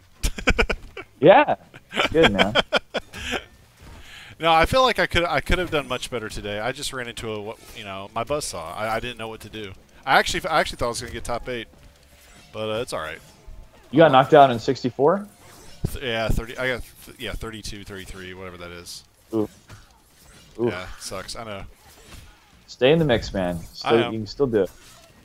There's always combo breaker too. Well, that means I have to win combo breaker. True. or think about it. If Sonic Fox, okay, let's be honest. If Sonic Fox already wins combo breaker, yeah, and he's already qualified, and let's say you take second or third place, maybe the second place guy's already qualified, then you still get into the finals. Yeah, that's a last minute desperate attempt, and that's what I'm trying to get these characters ready for, is that situation. You know, I'm basically hoping the top 5 in ESL gets top 5 in combo breaker, and I sneak in there and get 5th or 7th. I'm like, yay, I made it. Yeah, make it out of that top 8. Yeah. I'll pull everyone aside and say, listen, I will give you so much money. No, I'm kidding. No collusion, man. No, I won't collude. No, I won't collude. I have not colluded. It was very well documented. I don't want to even say this. I could have let Dab in on Season 1, but I played him tough, and it ended up being the reason why he didn't make Season 1. I still feel bad about it today. But it's okay because he's the reason I had to play Wild Cowboy second round because Russia couldn't show up to ESL Season 2. Oh, man. Always got to play honest. That stuff will gnaw at you. Yeah, I know. I'm done doing that. Always gnaw at you. Yeah, it's just more for our audience in case you got any of those young whippersnappers there. Come on, dude. Please, just give me a freaking chance. I'm just pressing buttons now. No, Kano doesn't let anyone play their game. That's my favorite type of character. Okay, I gotta switch it up to Kata. All right. So I'm just not getting into the mix right now. I'm really upset. Tyler did a drive-by and he left, and he's not even commenting on my cutthroat. My day. Tyler's a busy man, dude. He's a busy man. He's probably on a plane right now, being all executive CEO or whatever he is. He's not CEO. Ed's like, what? Yes, sir. All right, let me order this. Yeah, go for it. Order this food here. Delivery.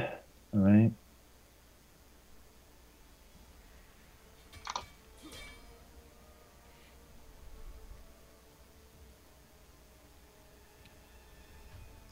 Sorry, audience. Oh, you're fine. Almost done.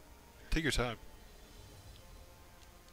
I technically have the day off tomorrow, but I'll be working from home, so there's a lot of work to do. But enjoy some Chinese for dinner.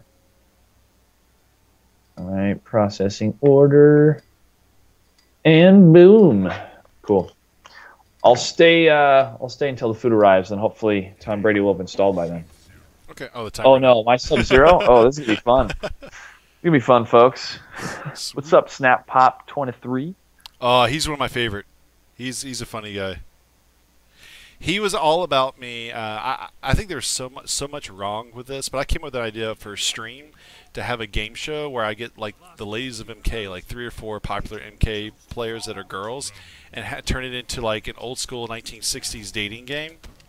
He was all about that. He was really upset that I never did it, but then I thought about like potential legalities about that. Yeah. Always gotta watch out for that, man. Gee, oh my goodness, can I not even get a punch in? Can I not even get a punch in? I can block. Oh, look at that range. Look at that range. And look at the mix-up. That bottom kick is like, what, 1 frame? 2? You know what? I think it's 12. Oh, really? Am I that bad? It's 14. It's 14. Okay. Well, I mean, it's the threat of it that makes it so hard. It's that right there on block is +1. You have to wait 1 frame before you can move anything. Yeah. That's +1 too? That right there is +1, and then I get like Oh a my 9-frame gosh. throw, because it's a mix-up between just finishing the string to that. I can just do that, and that right there is plus 1,000,000 on hit, and then I can do. Oh my goodness. Now, who's it fun? Who's it fun for? It's fun for everybody. It's fun for everybody. Everybody's a cutthroat. Yeah, I'm talking to Joshua Gray. Joshua Gray is the head of Mortal Kombat XL for ESL. Like you say, he's head of all operations of ESL Mortal Kombat X. He's the guy with the beard. By the way, there was many questions earlier you did not answer. Why did you shave? Why did you shave that beard? Change it up. Okay. You know, I'm growing the hair out a little bit. I'll grow the beard out a little bit when I grow the hair out, maybe. I don't know. I like refining my look here and there. It's fun. Yep. I go through stints where I grow my hair out really, really long, but the older I get, the less length I allow my hair to get. Really? Like, yeah, I mean, back when I used to play in the bands and stuff, my hair used to be down to my mid-back. And then I had the whole thing, like the shoulder length thing and the chin thing. I mean, it's well documented. 2010, 2011, like even in gaming, like PL keeps saying, "Do you know what happened to you, pig? You cut your hair. That's where your power went. You lost it when you cut your hair off." Samson. But I don't want to have no crossbow. Sorry, that was a half-baked reference.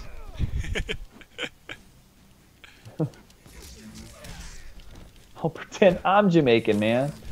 All right, you were saying? Oh no. But yeah, actually, right now I haven't had a haircut in a while, so my hair is actually kind of long. I need to get my hair cut. I was pleasantly surprised by the amount of people that reacted to the beard. You know, people were like, "Oh, it's so good." Oh, so what? So I just didn't look good beforehand? Is that what you guys tell me? Like, hey, hide your face more. Like, hide more of it. My wife at first really hated the beard. She really especially hated the reason why I grew the beard. There's 2 reasons I grew the beard. Number 1 was Walking Dead. Okay. Oh, is that an look at overhead? Yeah, it's overhead. It's really stupid. It's fast. No, but Rick Grimes is my favorite character ever on TV, and I only grew the beard because Rick Grimes grew a beard. And then like I was gonna shave it, and then I went for beta testing for Mortal Kombat X, and I noticed that my boy Kenshi was in the game. And he had a beard, and I told the wife, I was like, the beard ain't going anywhere. I was like, the beard's actually just gonna get longer and longer and thicker. What was it like for you to see Mortal Kombat X for the first time Look at ever? that knee. Like when I saw Kenshi with the beard, I just wanted to cry. I was like, oh, he's beautiful. I love This him. is graphically one of the most stunning games Yeah. out there right now. I mean, especially for console. But even then, I haven't said this, but if Zod, like Zod's my favorite character of all time, and it should be noted, Zod is the most fun I've ever had in 34 years of life, and 30 years of playing video games. Zod is the most fun and Injustice I've ever had playing a video game. He was everything I could ever want in a character. Like if I designed a character, like that's what I want. He is everything and more. So if Zod's in Injustice, Zod might be the only reason I play Injustice.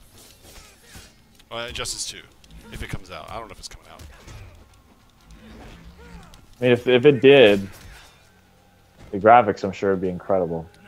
Use 4212 after use. Okay, all right, Porter. Yeah, I bet Injustice 2 on the PS4 would look amazing. All right, rematch. Well, let's try to give these guys a good matchup. AKA land 2 punches or more.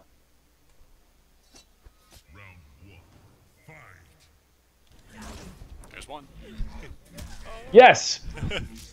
Yes! Yes! Nice. Yes! I want to land one. Oh, I gotta watch it overhead.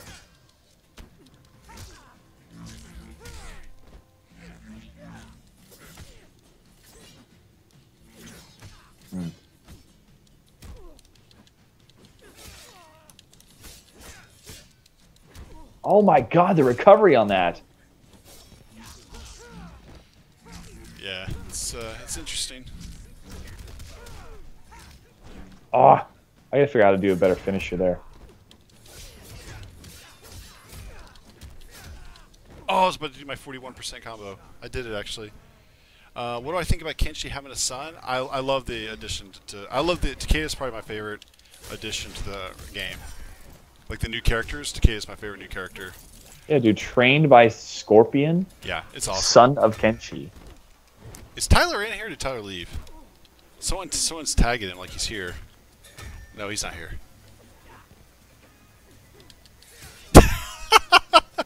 That range is dumb. Why did that hit you? Oh my gosh. Oh my goodness. Take that. Oh, Look at that jumped. stupid move. No, and you're gonna throw? Oh, Sorry. of course you would. Of course you would. Of course you would. And I can't even punch when I stand up. Of course, Kano. Mm-hmm. Nothing personal, mate. Me, I'm gonna shave my beard with this knife. Me. Well, all I'm saying is, if there is, I'll tell you what, man. It's a perfect marriage. I don't want you to say a word about it. If obviously you can't, but I'm just thinking in the back of my head, Injustice 2, if it happens, CW Network with all their entities with the Flash and Superman and Smallville and all that stuff, Warner Brothers tied to CW, tied to Injustice 2, tied to NetherRealm, tied to ESL. I'm just thinking a massive, perfect marriage, and that's what I want.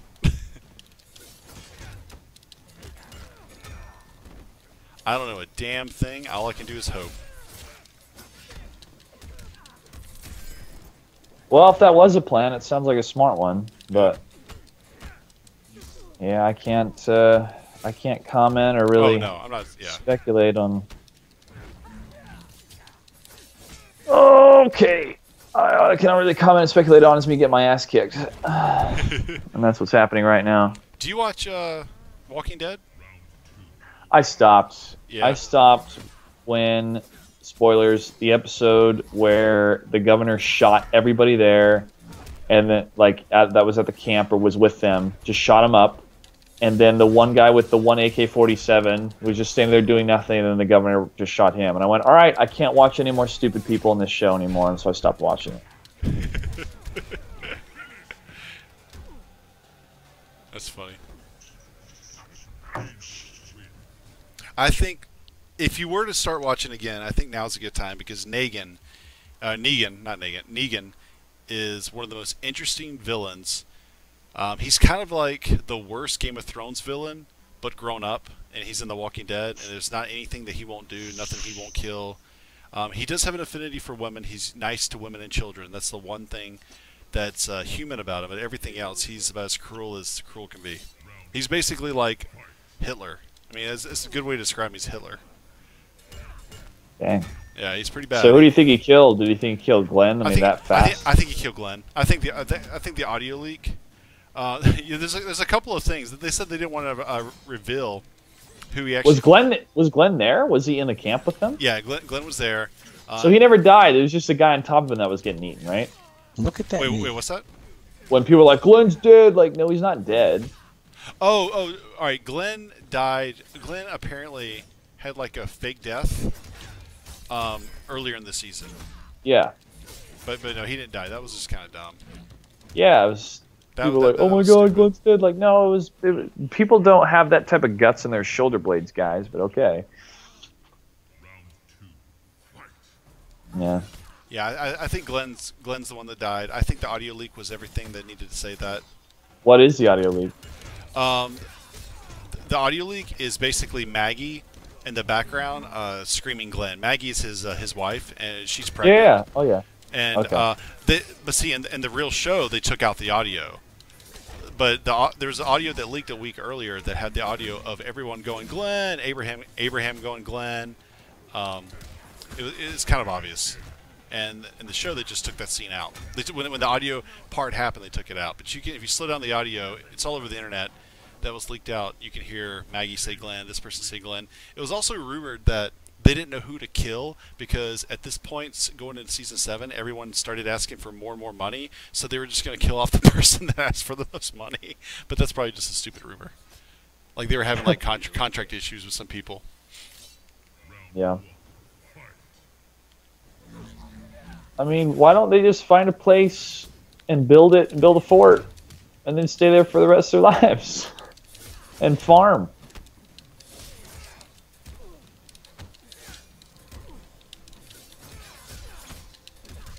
I don't know. They always seem to keep wandering, man. Keep finding bad people. I didn't get one hit off you? Oh my gosh. Kano's stupid. Mommy dearest. Dude, dang it. I was getting excited there for a second. Take that. Breaker. Oh, I can't even hit you in the sky, and then I screw up the freaking throw. Oh my gosh. I feel like I need to go back to kindergarten. He's just like a tank. He feels so stupid. Like I'm not even doing like the correct damage. Like some people are kind of blowing me up in the chat. They're saying you're not even doing the optimal combos. I'm like, yeah, because I haven't worked on it since I played. I played it for 20 minutes Thursday, and this is my first time using him since then. But I can already feel that I'm gonna like him, number one, and I think he's extremely good. I think he's a powerhouse. That's a great starting move. Aw. Yeah, it would have been great if I finished it. Ooh. Jeez, you're so fast.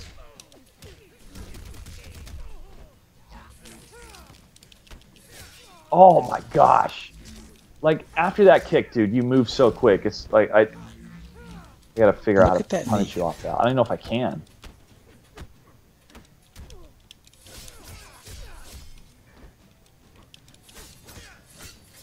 Oh, jeez. That's good. You're pushing back. That's good. Yeah, I'm starting to download some of the things you're doing. I'm starting. Oh, and 40 boys. Thanks, Dark Sprite Lord. Wow. Wow. People ask me, hey, Josh, do you compete? Yeah, I'm 0-40 right now against Pig of the Hut. I was able to get 2 block strings in the last quarter. I was about to hit. Oh, God. Damn it.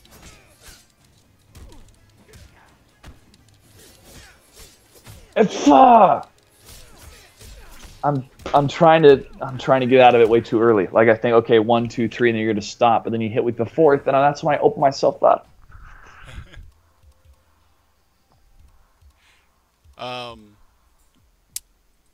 They're saying you should wake up EX down forward 1 with that uppercut. I want to show you the power of Kano. I want you to do that. Okay. Barter, All right, guys. Barter, I'm not mad. All right. Try it. Oh, I punched you. Oh, I'll take that. Oops. Oops. Oh, no. No, no. Uh-oh. Special.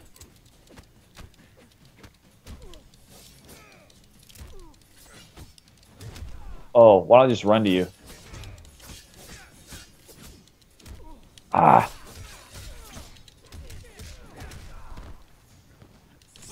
Oh, that was good. Oh, that was bad.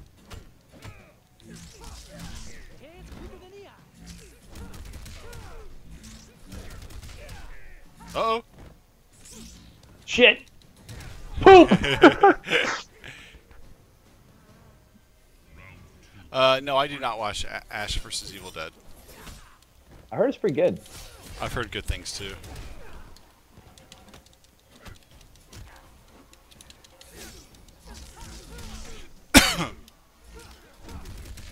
There you go. Oh, yeah. Yeah. Oh, oh, oh. I don't know what to do to finish out of that though. So I can't juggle you a third time. I think you do your 4-4 down forward 1. 4-4 down forward 1. What? Yeah, that. You do that. Oh, the okay. two kicks you just do. You do that. You do that and cancel into that uppercut move.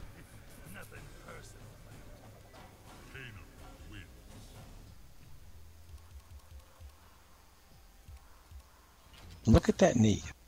Pig, have I ever seen Lost? Yeah, I've seen Lost. I think Lost. I'm glad I did not watch it. I saw the first season, and all my friends and all my buddies were massive Lost fans. And I told them all how it was going to end, the only way that it could have ended. And I also ended up ruining Harry Potter Look for at my that friends knee. by guessing the correct ending. I literally guessed the correct ending of Harry Potter, like book 2. Lost was a bunch of crap. I mean, Lost was really good, let me put it that way.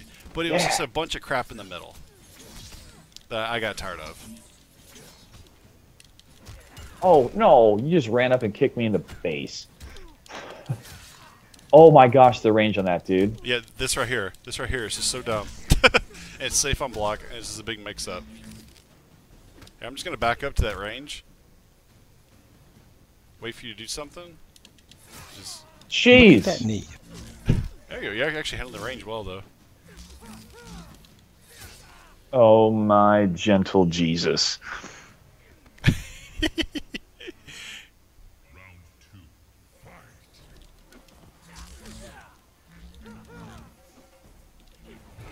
Uh-oh. It's a good backdash. Thanks. Uh-oh. Oh! Oh! Ah, poop. Oh, that was a waste. Oh, I thought I blocked low. Look at that knee. Damn it. No, no, no. No, no, not like this. There you go. Right there. Yes. Ah.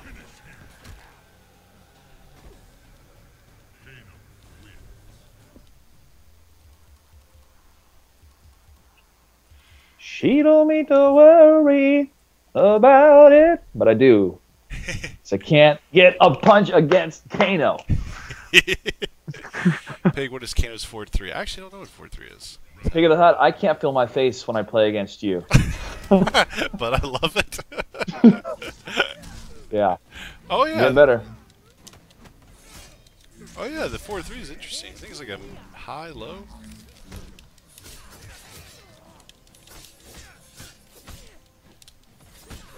Next song that I'm going to learn on guitar is God Only Knows by Beach, or not guitar, but pianos. God Only Knows by Beach Boys. Have you seen Love and Mercy, The Life of Brian Wilson? No, I haven't. How is it? Dude, good film, man. Real good film. Real intriguing story, and very well made. Paul Dano and John Cusack both, and what's her name? Emily Smart and Okay. Paul Giamatti do wonderful performances. Really highly recommend it. There's a guy in the chat now named Gun Show. He beat Sonic Fox week 7 of ESL2. He's one of the 2 Yeah. people who beat Sonic Fox, and Ever in the pro league. Yep. Nice, gun show. He had bad luck today, but he is one of my favorites to make some noise. His luck today was unfortunate, but great. he will That's not rebound. what I wanted to do. It's like drop my lightsaber right in front of you. Derp. Oh shit! Yeah. Yes. No. No. No. This is not how it's supposed to be. All right. I'm trying to give you a challenge. If you have a good neutral game, Kano is OP. Yeah, I think Kano feels really stupid. I'm not even. I mean, he just feels like whatever. It says Josh should stop playing projectiles. Maybe. Yeah. What does that mean? Maybe you should use projectiles. I should. Yeah. It's like stop playing projectiles. Like maybe I should use them more. Oh, and I leave myself open. And that's an overhead. Ah. And that's a low. Dang it. Oh, I gotta learn his range. See, I can't open up with that move after that because your low kick is so fast. I gotta go down 1. That's the only way I can punish you out of that. That kick right there is 7 frames. That thing is dumb. Your kick? Yeah. Well, this one right here.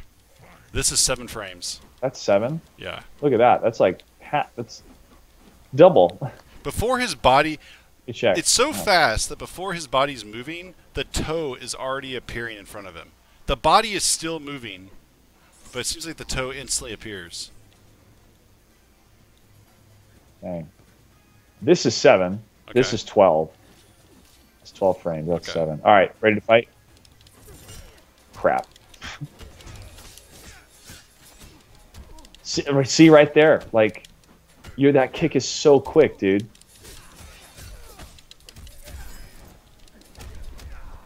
Fart knockers. Oh man. I have the high ground. You will try. That's the worst line. Don't even try it. Don't even try it. You Oh my will God. try. You underestimate my power. Annie, you're breaking my heart. Yeah. God, the way he says that is terrible. That actor may never work in Hollywood ever again. I don't see him anywhere. Hayden Christensen. He's doing a TV show now? I don't know. Yeah, Jake Lloyd hates Yeah. George. This what he put him through. Yeah, it's a sad story.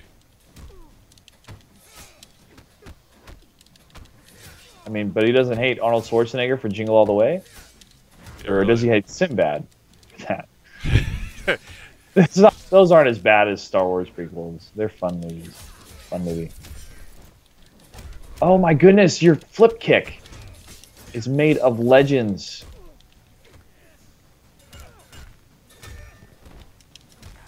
Oh, just broke my knee. Alright, there's only one move I can do outside of that combo from you that I gotta try to do. I can block it correctly. Uh-oh.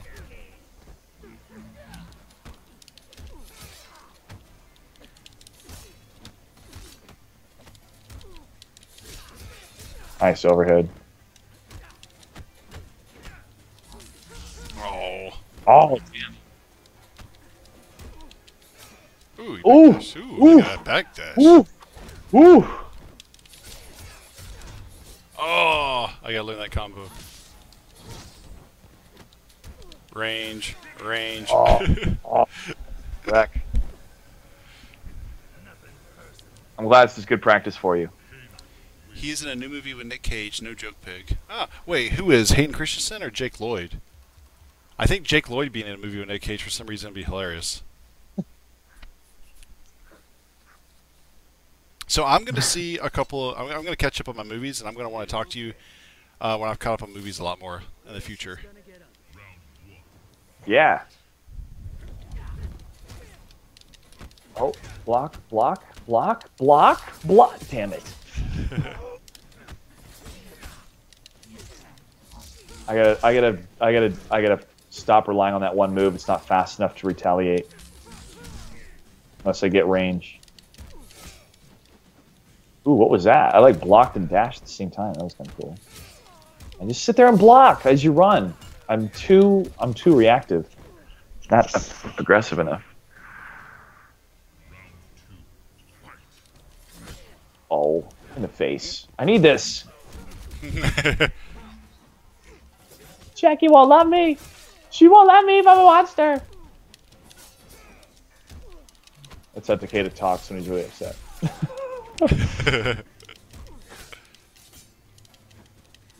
Oh, that's good range.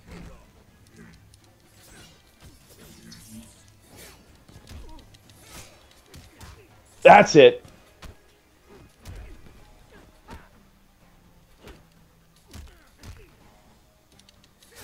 Oh. Oh, damn it.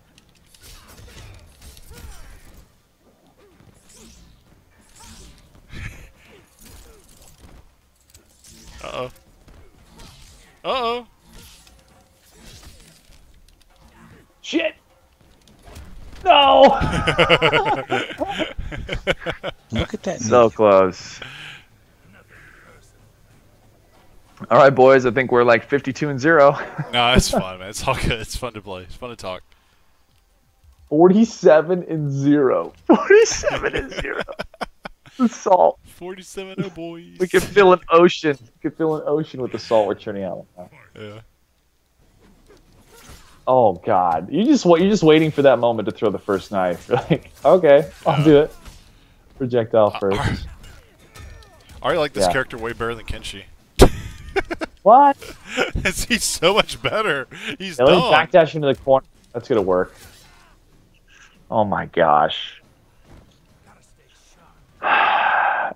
Look at that knee. Look at that. Yo, is Tom installed yet? I don't know. I think Tom needs more than install. I believe in you, Tom. I'm in the belief business. I'm in the Tom Brady belief business. I believe in Tom Brady more than I believe in my own Takeda. Oh. Yes. No. No.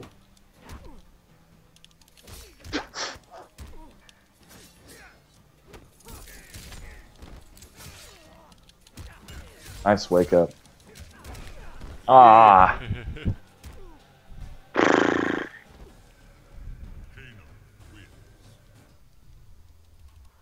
I'm letting Pig win confirmed. I'm not letting him win. I'm not trying to embarrass myself.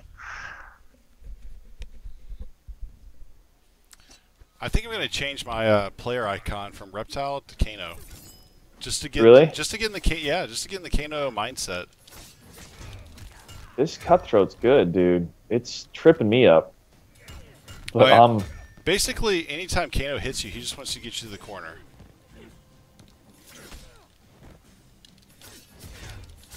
Whoa. Whoa. What was that? I'm powering up, and I have a hit of armor. Basically, if you wake up, Okay, you gotta wake up better. Yep. Yeah, well, if you wake up and I do that on wake up, then it blows up your wake up.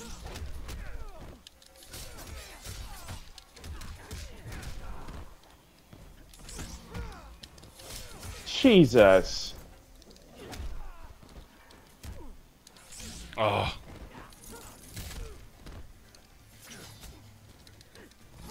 Cheese and crackers.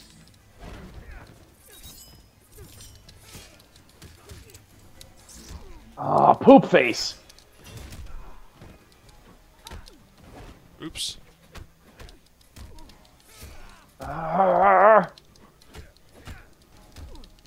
No, Kelly Clarkson. What does this have to do with Kelly Clarkson? Are you happy or sad that American Idol ended? It kind of ends an era, but at the same time, I mean, other than Kelly Clarkson, Carrie Underwood, and maybe the country guy from North Carolina. His name has escapes me. No one has really done much. I mean, Carrie Underwood has been the best. Yeah. I think that's just the case, man. I mean, it's some people made a career out of it, some people didn't. I watched the first season. I thought the first season was pretty cool because it just showed, I thought, like, what the audition process is for singers, and this is what it's like to go to a cattle call, and it's uncomfortable, and you're judged the whole time, and it was funny to see somebody there totally, like, tell them, yo, don't do this, you're not good at this, you're not good. Take lessons, but don't waste your time, because you just wasted our time. Yeah. That was kind of like the whole gimmick of the show, and after that I was like, well, that's a gimmick of the show. It just makes fun of people for, like, they want terrible people to audition. That's just wasting everybody's time. And so I wasn't too interested in it after that.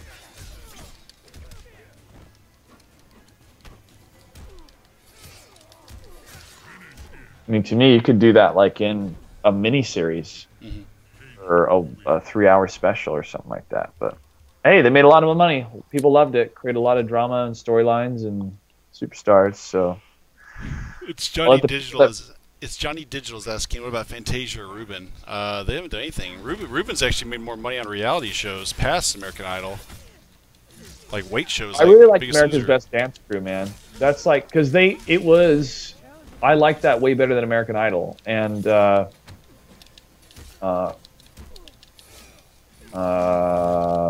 Mr. Jackson, I forgot his first name. Randy Jackson? Randy Jackson was producing that, and it was good. They have eight groups, and they would start eliminating them, and these groups were awesome. And the group that won season 1 are Jabberwockies, and they have a show in Vegas now. Oh yeah. My wife actually loves that show. I know what you're talking about now. Yeah, that show is awesome, dude. Yeah, she loves stuff like that. So those like Dancing with the Stars and things like that, I really like because it's really showing off, people at their best, trying to do their best. And to see people that are uncomfortable with that, like, it's not exactly what they're known for, but then to try, because it's appreciating the artistry of it. To me, when you had a lot of people in American Idol that were just terrible at singing, it was more of, oh, let's make fun of these people and just show how terrible they are. Oh my God, isn't that funny? It's like, no, it sucks. It's kind of insulting the art, that you want to crank out more entertainment out of people that suck rather than people that are good. But that's just me, man. I mean, they definitely had a good mix, and at the end of the day, they definitely celebrated the best, which was the main show halfway through the season. Maybe I'm just jealous of all their success, and I want all their money.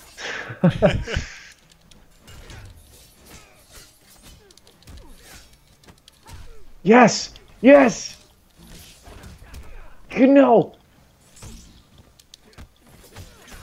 no. No.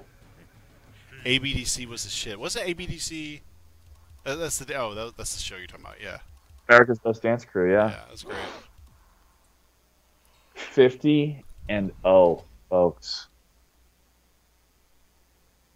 I think I hear the food coming.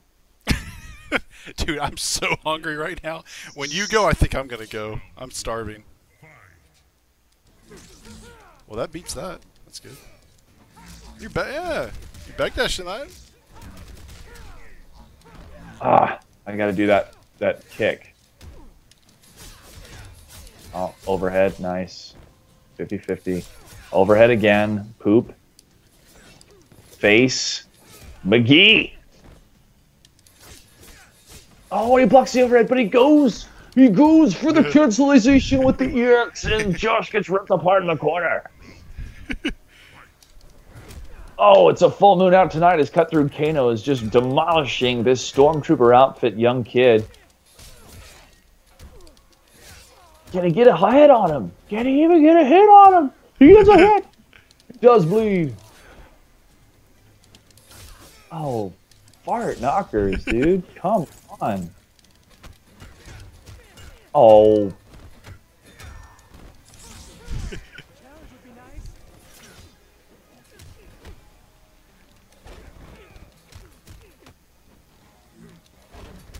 Oh my goodness. I cannot believe that's a sweep.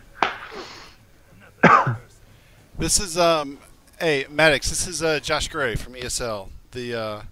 He runs all the ESL operations for Mortal Kombat XL. Created the Pro League. He created it. He birthed it. It was in my mind. And I created a team and put it together. Now we have over 16 million views. That's awesome. And we were on Prime TV. Yeah, dude, it really is. You know what's awesome? What? Me getting out of this corner. No. No, I pressed the button too early. Dang it. No! Oh, my punch was out. My punch was out. Ref, the punch was out.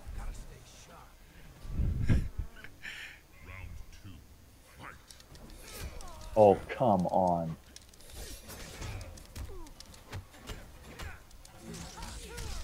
This character is so stupid. What? That saber didn't hit you? Dude, that hit your trench coat at least. Your trench coat would have been seared. Oh, I think we do that.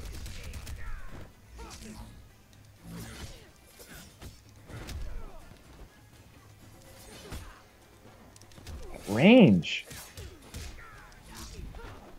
Leapfrog. Ah, poop.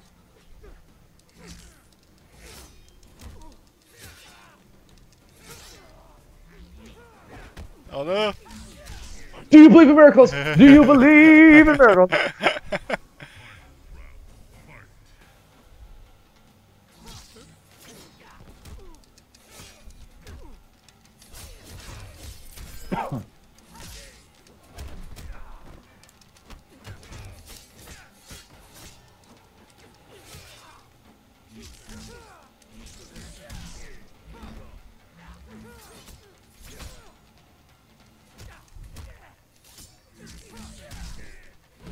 Ah.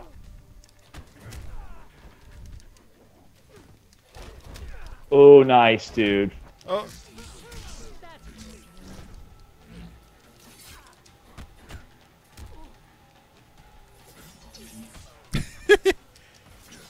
Oh no.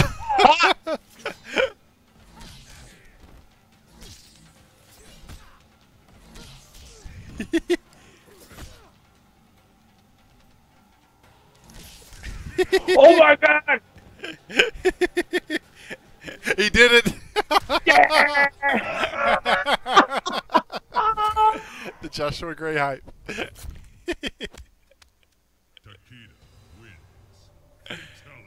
Oh, that's going up on Twitter. Take a picture of it. Dude, what was the final matchup? What, the score? Yeah. 52-1.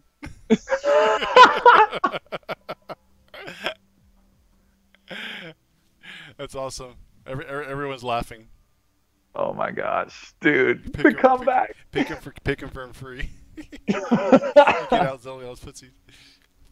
All right, I'm gonna post this right now. All right, cool. Let's see here. Places you can share. Confirm. Twitter. Comment. What was it? 50 to what? 50? 52-1. 52. So the comeback is real.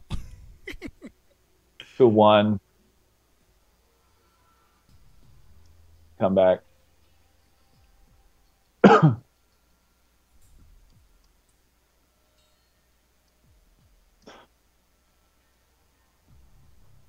ACKISRE. It's always a dexterity test, and you have to spell stuff with the PS4 controller. Oh, I hate it. Yeah. Or any controller. I wish I can just the wireless keyboard. Ba-ding! We're getting there, man. We're getting VR. VR's coming along. What do you think about VR? You think It's the next thing. It's the next thing. I have the Oculus for Samsung Gear, and I just bought that. I only bought it. I'll tell you why I bought it. I bought it because it was a part of that Look at that knee. the game developer that passed away due to cancer. So they had a charity donation auction for a lot of different, like Ed Boon tweeted out. So I went to it. I saw that I saw that they had the VR unit that was signed by John Carmack, and I was like, you know what, I'm going to support this cause because, his family needs the money, and he passed away this past week, died of cancer, and he's in the business, so it just felt right. So I bought it. Okay. I'm gonna tag you in this tweet. Bam, BAM, BAM guitar, Bam,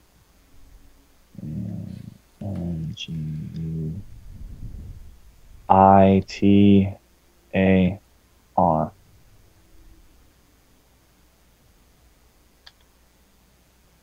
Share. Bring, tweeted. All right, one more. Yeah, one more. I'll let you redeem yourself. Let's do it. Did you tag me on Twitter? Yeah, for sure. I'll retweet it. See it. That's awesome.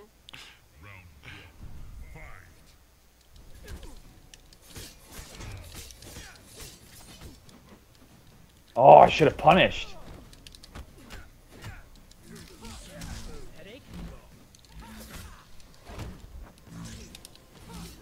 Not armored.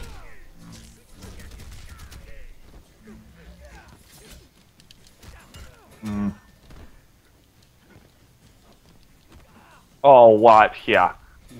Yeah.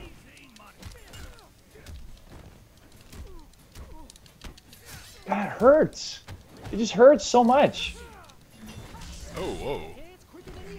I meant my saber's in your face.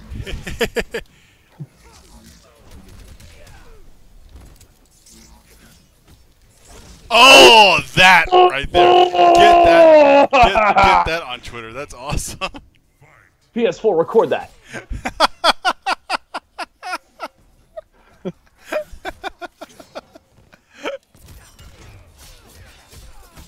That's awesome.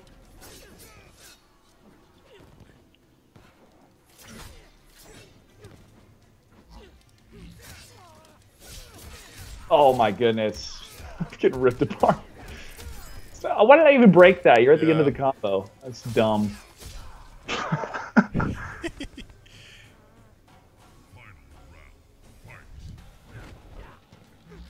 Uh-oh. Look at the footsies. Oh. It's magic. Oh, I keep doing EX knife, not EX ball. Yeah. Oh my gosh, your knife. Look at that Right knife. in the cooler.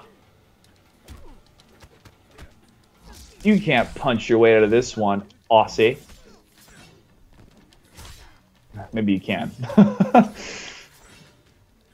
Kano stars in The Mentalist. It's his head just banging up against somebody else's head.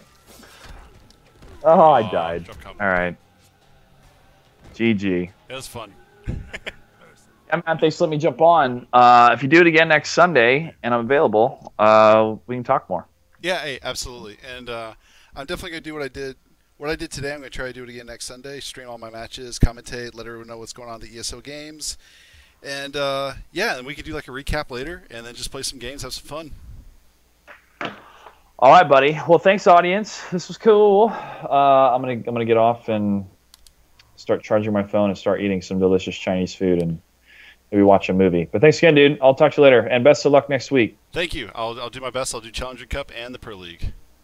See ya. See you, buddy. Bye.